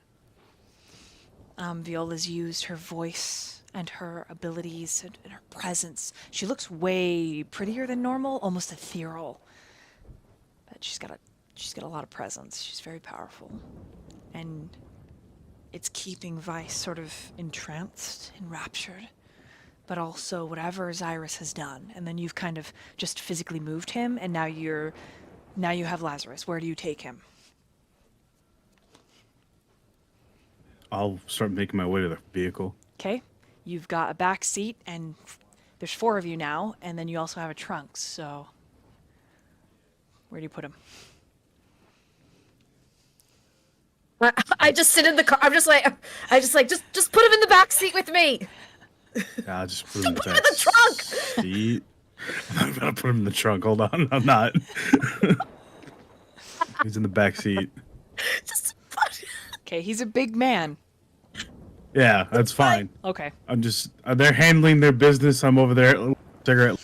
Okay, so Viola, you turn off your presence then, and you're gonna go help with Lazarus Kane in the car. Yeah. Okay. Because we got him out of immediate danger. I'm like, oh god. So the house is like burning behind Xirus and Vice Brown as they're having this Tremere connection, which Vice Brown is not of that clan. So curious. So curious. So I have a question. What's up? Do I just see this giant gaping hole in him? Yes.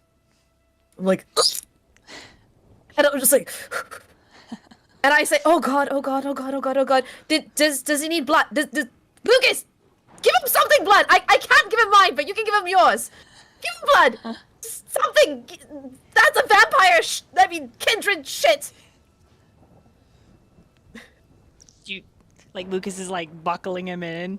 He's just like, I was just like cigarette in mouth, like his clothes are like burnt, and I'm like, can you relax for 2 seconds? I'm like helping him buckle him up and like holding him. I'm like, oh god, I got oh it. god, oh god. You stop. He's angry. I go He's into. He's angry. He's like, I'm going into the other door, have and it I'm just holding up under his body. control.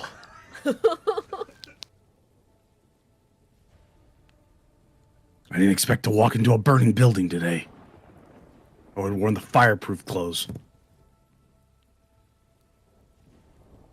Ignore that. And so Viola's just holding him up, like as Lucas like buckles him and just like helping him, like, and is he starting to really turn to ash? Yes. Very slowly. And she goes, please, Lucas, you have to help him, please. I don't want to, please, give him something.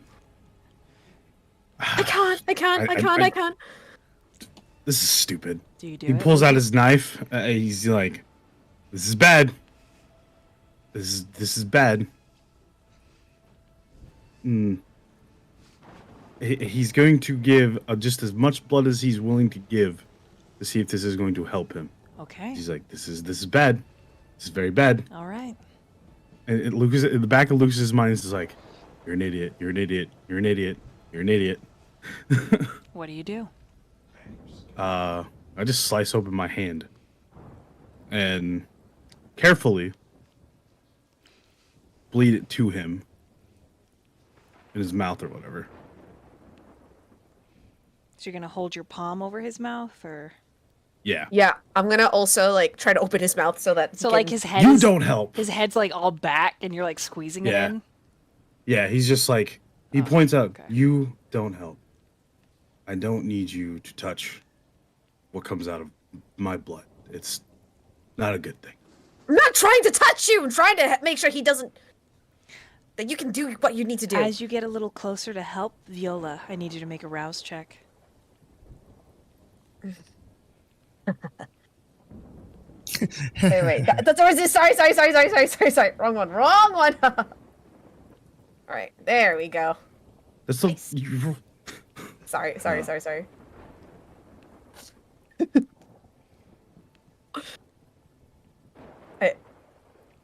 Oh boy. Don't worry. I'm all like What'd you get on your rouse check? a fail. You failed. Oh. Lucas's blood smells better than any blood you have ever partaken. What? That's why I said stay away.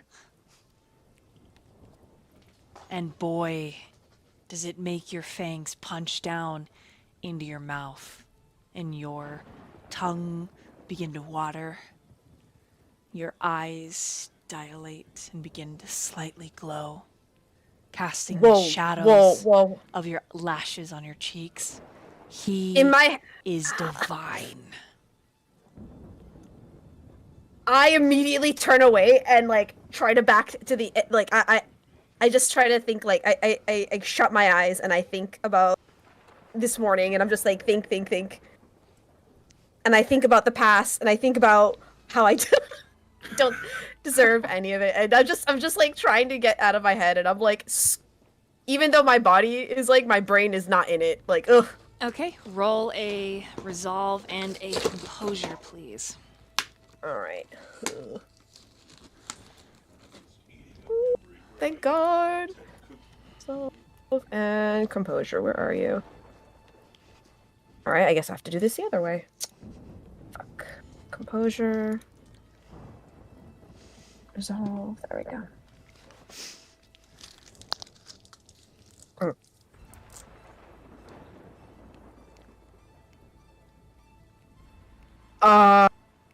Can I re-roll 2 of those? For the There's willpower. 2 successes, 2 successes, 2 successes. Is that enough?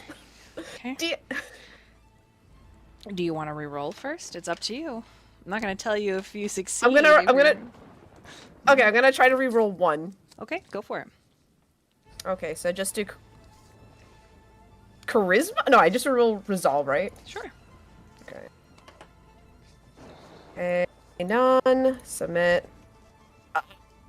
I'm just re-rolling resolve, so take whichever one. Oh, come on. It's doing... I don't know how to interpret that.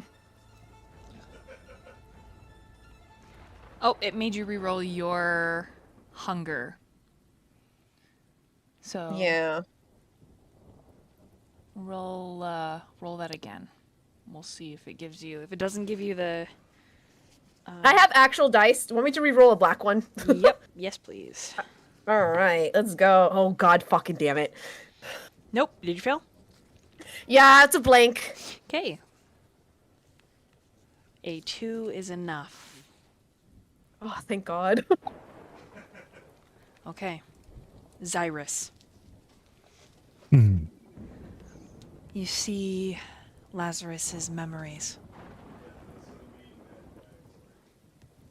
I mean, Vice Brown, not Lazarus's. Technically, Lazarus is there. But you see a young Vice. And he is grinning in a mirror.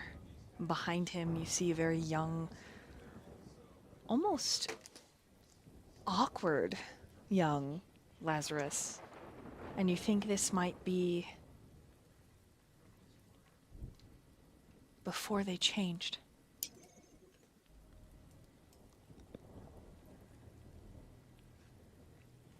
The words are like muffled, like you're hearing them through a bag or cotton. It's slowly, as the scene begins to like unfold and change, Vice turns and you're looking through Vice's eyes at Lazarus, and Lazarus looks concerned, Vice looks excited. They leave this home. It's late evening. The buildings are crammed together. Some of them are leaning. The roads are cobblestone. The dress is done with open necklines, laces, leather breeches, belt pouches, and boots that look hand cobbled together. You follow the 2 young men to a party. Obviously Vice's idea. The scene is decadent and intense. The drink, the dancing, the company. And then it's as if time speeds up, but you stay in that very location. And when everything slows down, it's become an art studio. And Lazarus is painting. A beautiful scene. A mountainside and a villa. Of course, Vice pops in. Lazarus looks much older now. He isn't as awkward. He's kind of grown into his large hands, his wide shoulders. His hair is short. Looks as if it maybe is cut by a dagger or shears that are not very sharp. Vice is grinning and explaining this new event they need to try, that he managed to swindle an invite. But the invite is a pennant, a large palm-sized locket, and when he opens it up, it is a single ruby inside, shaped like a teardrop.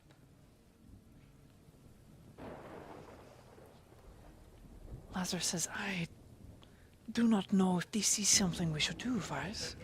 Did you steal this? No, I just borrowed it for a moment. They're not going to miss it, right? And you and I, this is a once-in-a-lifetime chance. Surely, we'd get to dress up. Maybe wear some rouge, blush. Imagine a bath in warm water. Right? Come, my friend. This is a chance. We'll bring your paintings, and then the rich people will see it. And everyone will know. They'll see this. And Vice sweeps through the artist gallery to this huge painting that he pulls this tarp back, and Lazarus is flushing and is like, cover that back up, what are you doing? And he's like, they deserve to see this. And you see that it is Elizabeth, much younger, gazing out wistfully over a beautiful view, a spread of a city. Lazarus starts throwing the tarp back up. You can finally get her attention. She's going to be there. Come on. I just borrowed an invitation. I didn't steal it. I'll give it back as soon as we're in. What did you do to get this invite? I promise I didn't do anything against my morals, which is very small. It's a very tiny frame. You should not do these things. You deserve to be seen, my friend. I'd commit murder for that. You are far too talented to be treated like you are. To be held in such a small space, you should be in galas. You should be in the palace. Kings and queens should see what you're capable of, and they should be lucky to know you, Lazarus. Please.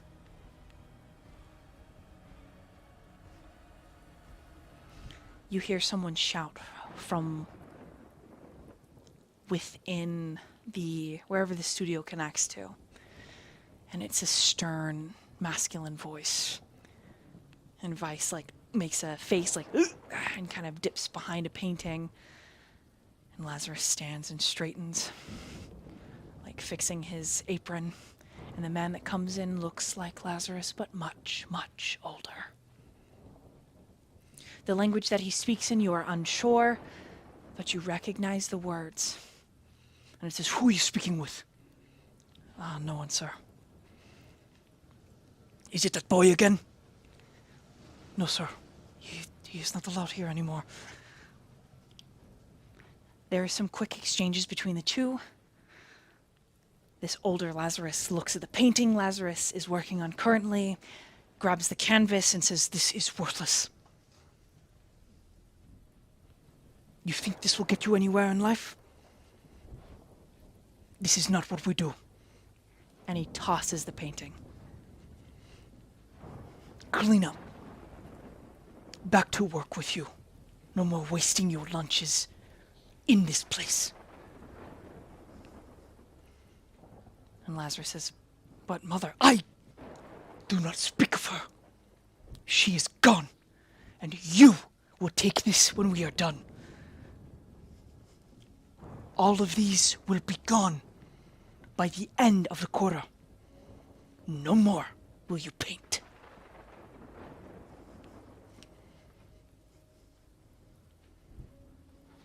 And Lazarus just says, yes, sir. And when the older Lazarus goes to leave, Vice steps out from behind the painting. There is a moment where young Lazarus looks at Vice like, don't you fucking say anything. And Vice says, excuse me. The older Lazarus turns, and Vice says, "You know, for such a piece of shit, you think that..." And the brawl that begins starts with the father taking Lazarus's easel and smashing it into Vice's face. The fight is brutal, and it ends with the father taking a palette knife to Vice's face. It is only when Lazarus steps in, grabbing his father, and you hear the crunch of his father's hands as Lazarus, with his own strength, breaks his own father's wrists. There is a cry and a scream.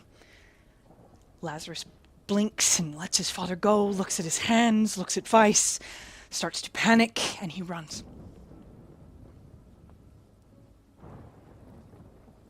You blink a couple of times, Xirus, and the image is blurry, but you can see that Vice is turned around and your hand is on his chest. The rain is hitting you in the face and dripping past your lashes, so you're blinking back against the water. And Vice reaches up to touch your hand. And he looks so terribly sad.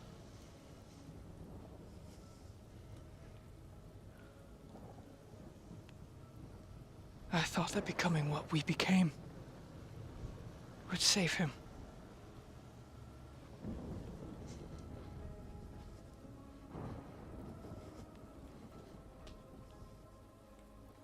He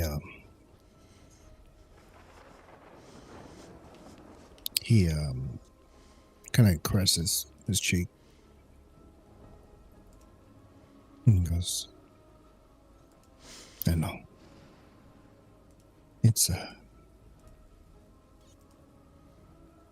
I know what it means to sacrifice so much for those we love.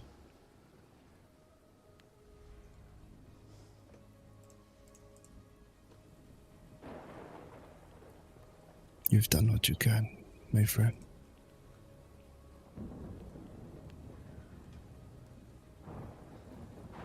You've done what you can."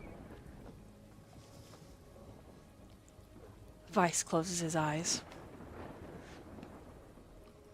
I just wanted to dance. And I wanted to see his paintings where they deserve to be displayed.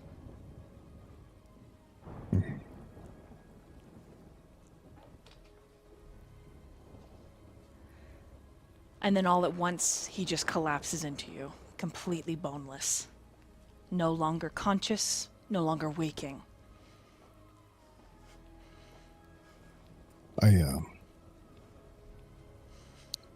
He like quickly starts checking on him,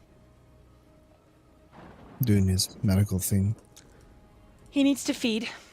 He is probably reaching his limits there. But otherwise, he should be fine tomorrow. So long as he gets the blood that he needs, his body should do the rest. Would Xirus know exactly how he needs to feed? You know that when he does his penthouse suite visitations, that's when he feeds. I think then we would get everyone in the car and start. You'd probably be texting Julia to help make arrangements. Okay. To make sure that he gets what he needs. You have a message from a Kadal that says he will look into River Run and Shady Oak. He simply replies with, "Thank you." Julia says that she's on it. And so, as you begin to drive away, Blythe and Mads holding hands on the lawn as the cabin burns down behind you. Watch as both Lazarus Kane, fed by Lukas, and Vice are put in the car, and the rest of your coterie members drive away with them.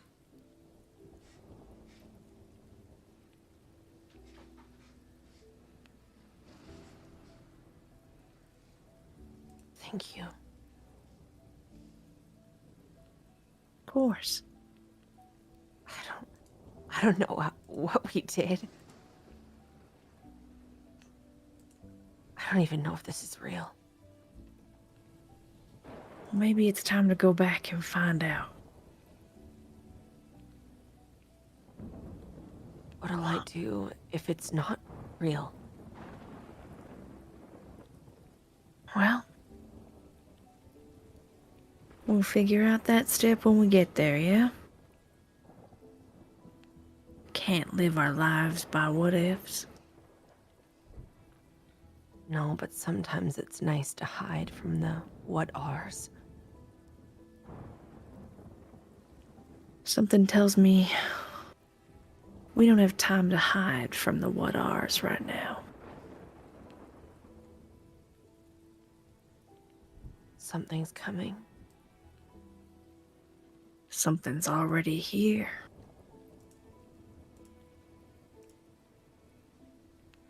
And she'll give her hand a squeeze.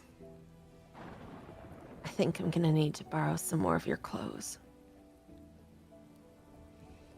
That's quite all right. Let's go. And I would like to return to the state of awake. Okay. The two of you gasp awake with your little toes hugging. Hugging toes. Tickles. Ooh.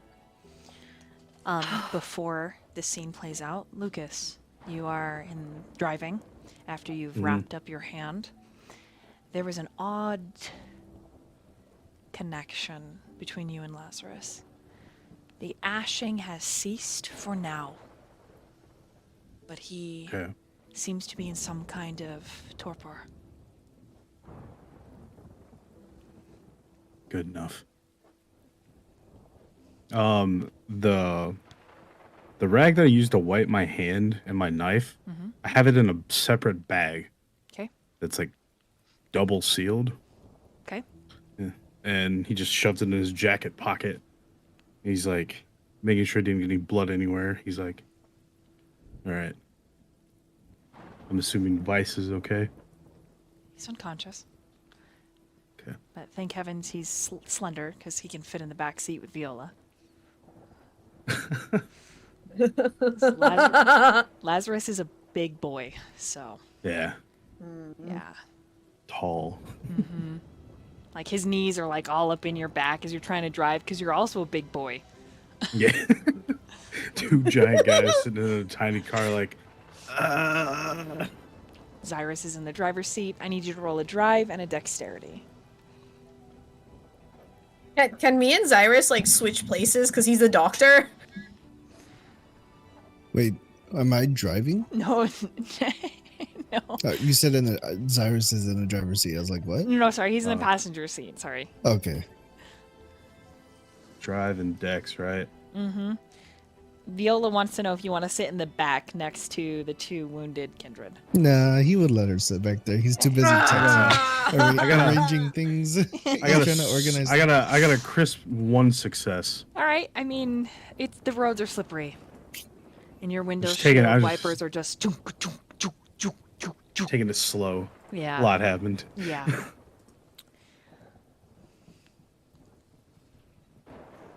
Okay. Ileana is in the room with the two of you, the two Malkavians, and she says, "It is good to see you back." Who are you? Oh, this is Ziliana. She real nice. She helped me help you. Or I helped her help you. Anyway, she real nice. She knows Lukas. Where is he? Oh, I guess he's not here. Wait. We don't actually know. We should probably go find out.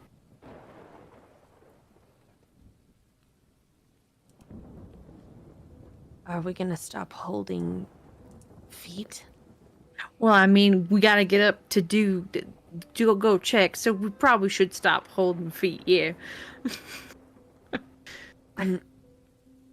Eliana, you said? That's your name? Yes, that is my name. What is on my hands? Oh, I will clean you up. And she like takes this little rag out of this clay bowl that she's got, and she like wipes up all the like little symbols that she's drawn on you, and then she claps her hands and all the rice papers fall.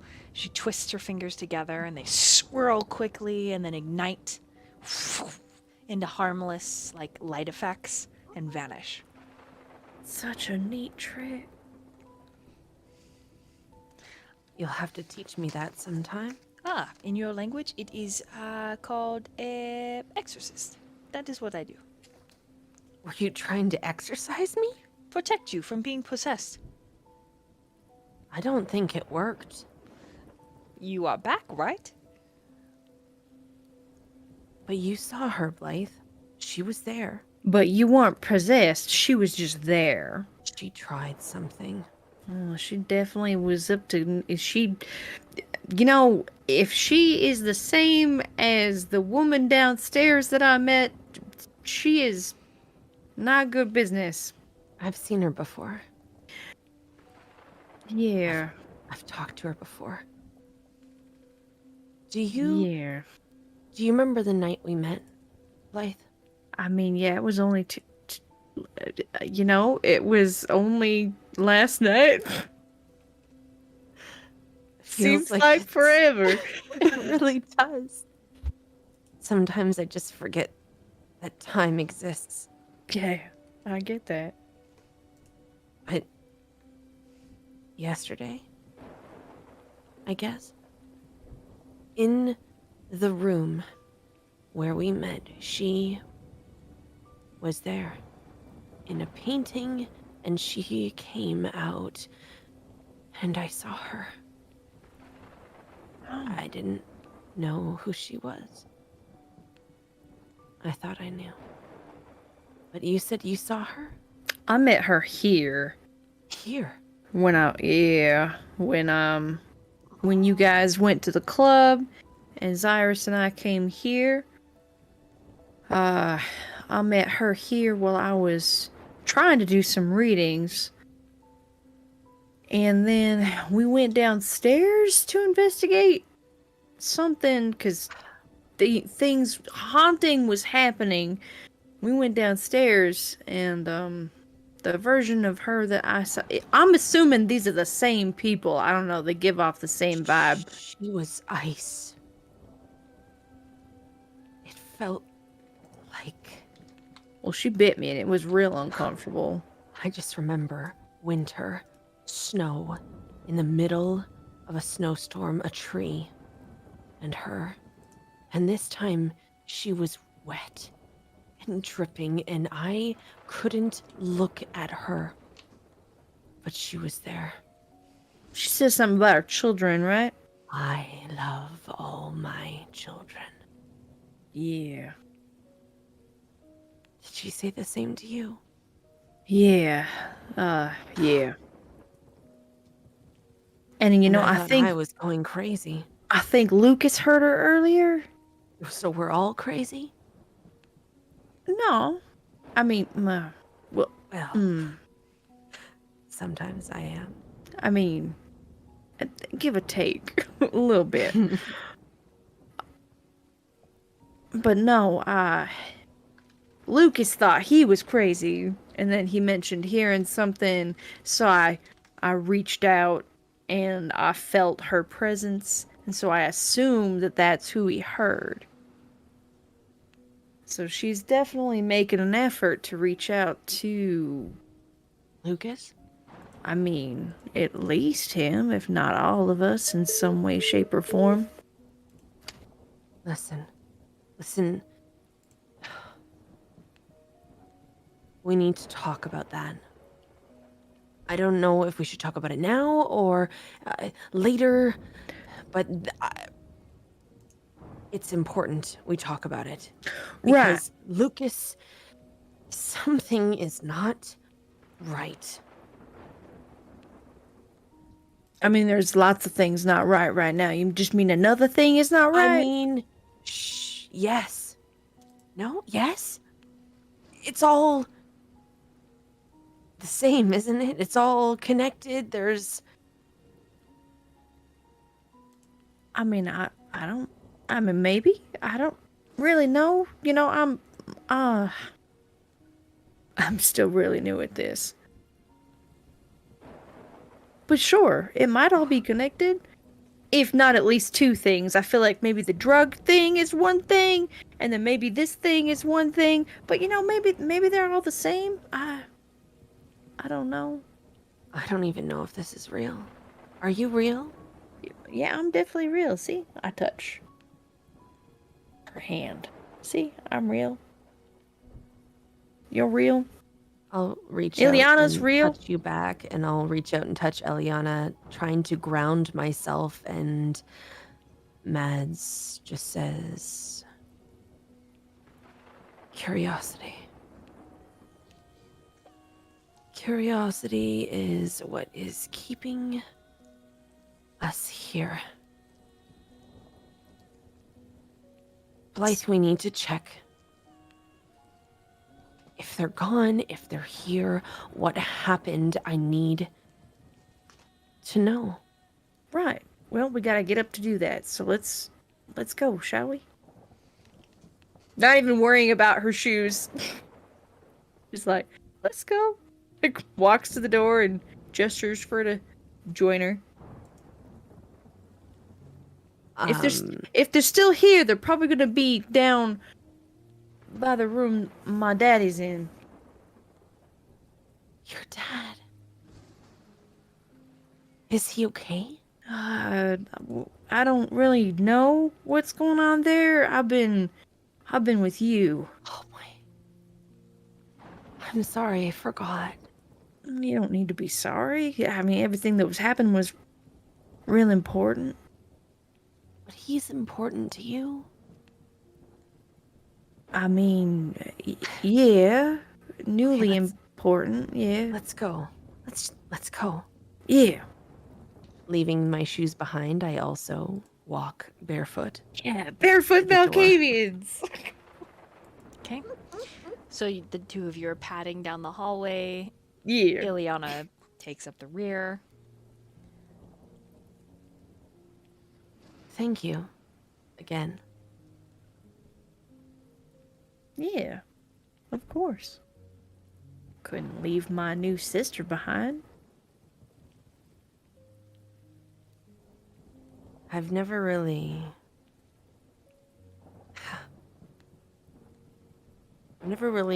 spent much time with others of my clan. You know what? Me neither.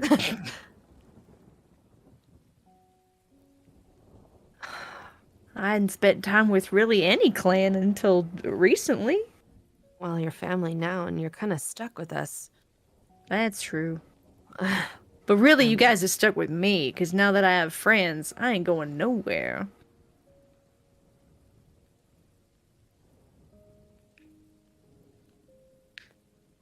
Well, hopefully we can figure out what the hell is going on. Yeah. And maybe we can teach each other a few tricks of the trade. I would like that. I don't know if we can do that, but I mean, How curious.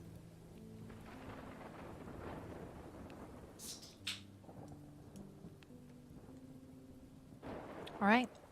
I think it's just right up here, round this corner.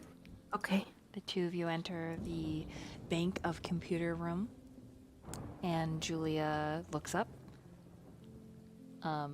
Next to her, with a ice pack on his face, is Kyler. He also looks up. When I say next to her, she's like working probably 6 or so feet away. And seeming to try and ignore him, but he perks up when he sees the two of you. Hey! How's it going? And he's just got this ice pack on like the whole right half of his face. Well, that's kind of what we were coming to find out. Where everyone... Where? What's happening? What? Oh, that's Kyler. Um, Also knows Lucas. do I know you? Yeah, I mean, Are you real? I can be for you. And Julia's like, ew, please don't open your mouth anymore. Are you okay, Mads? Can you just fix my head? She goes and gets you a blood pack to drink.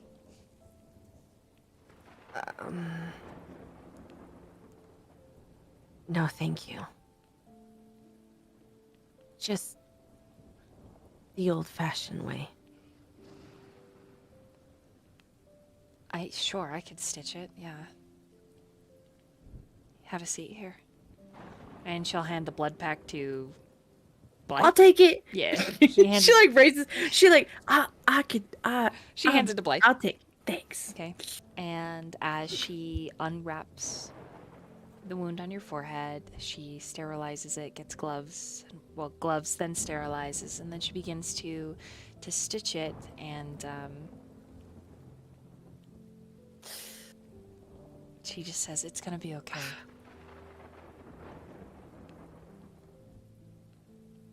Thank you.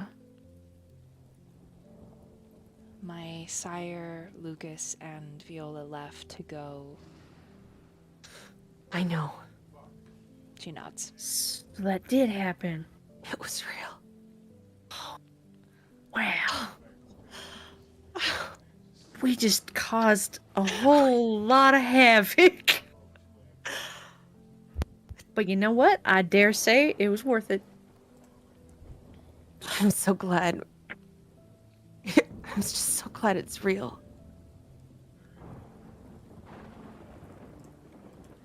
I don't know what happened, but I'm glad that it seemed to work out for the better. Julia, right? Yes. They're bringing 2 kindred. Yes. They're bringing the Baron.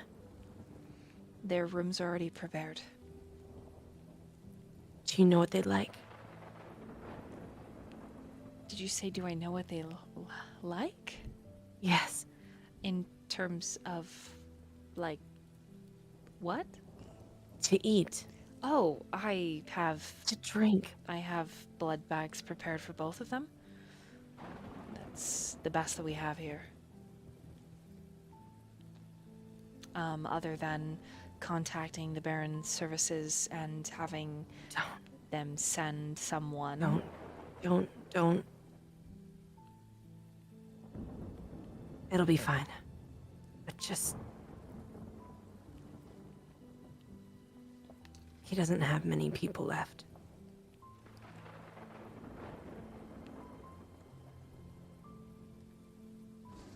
Thank you.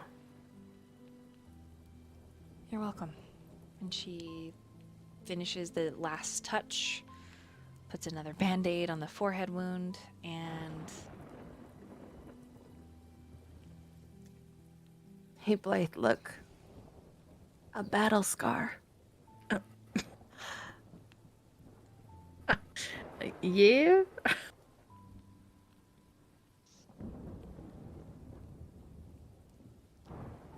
I think Just it another suits you. one.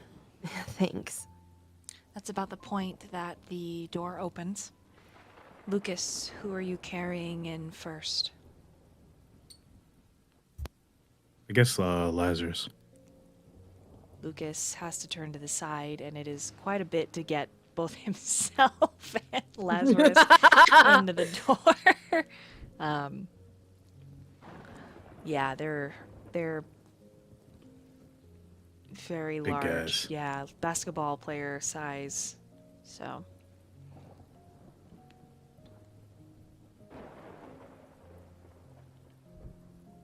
So he's just standing there awkwardly. So where do I put him? This way. Julia stands and motions for you to follow her.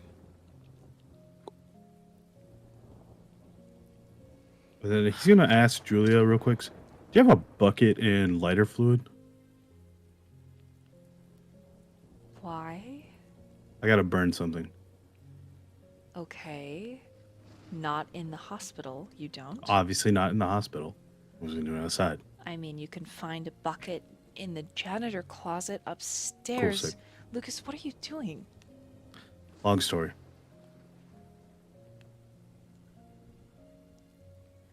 She, like, gives you a look and says, I think there might be a lighter in Xirus's desk. She squints at you, and she begins to, like, clean up Lazarus and, like, get him into a hospital gown. Yeah. He's She's- like, I'll leave you to that. I'm just gonna go get the other one. Lucas, Yes. Kyler's a liar. I know. He's not okay. I know. She nods once. And then gets back to cleaning Lazarus.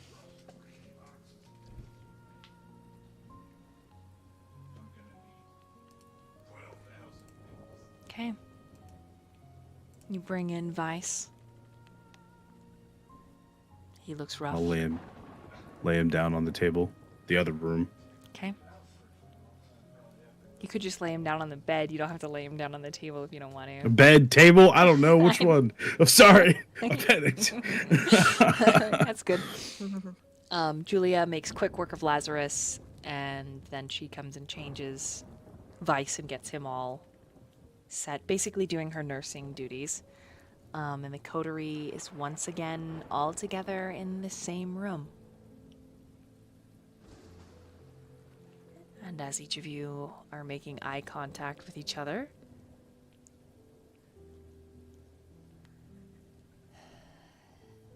Xirus gets a phone call.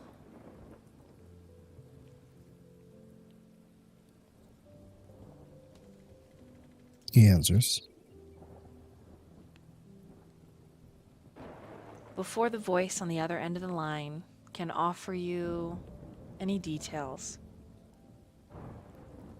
we're going to end there for tonight. Yeah. Aha. Cliffhanger that. Yeah. Oh man. Thank you so much for joining us on stream today. It was a pleasure. Nice. It was fun. Hell yeah. Thank you for running the game, and thank you for everyone for playing. And thank everyone for listening. And don't throw candles unless you know how to put out a fire. We didn't start the fire.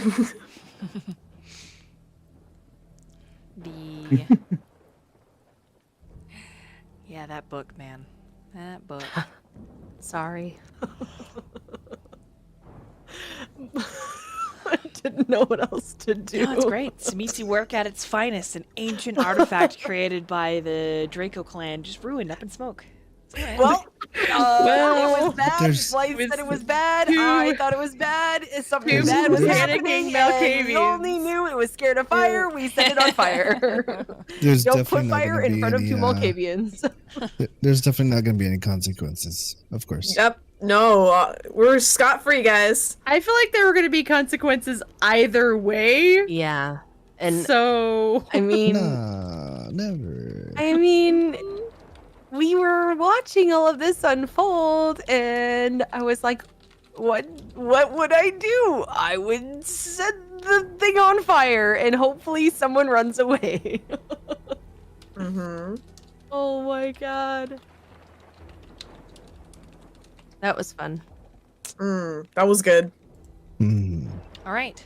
Well, at least we made some progress about the head popping. Yes. Yes. yeah, I just hope my daddy's head doesn't pop.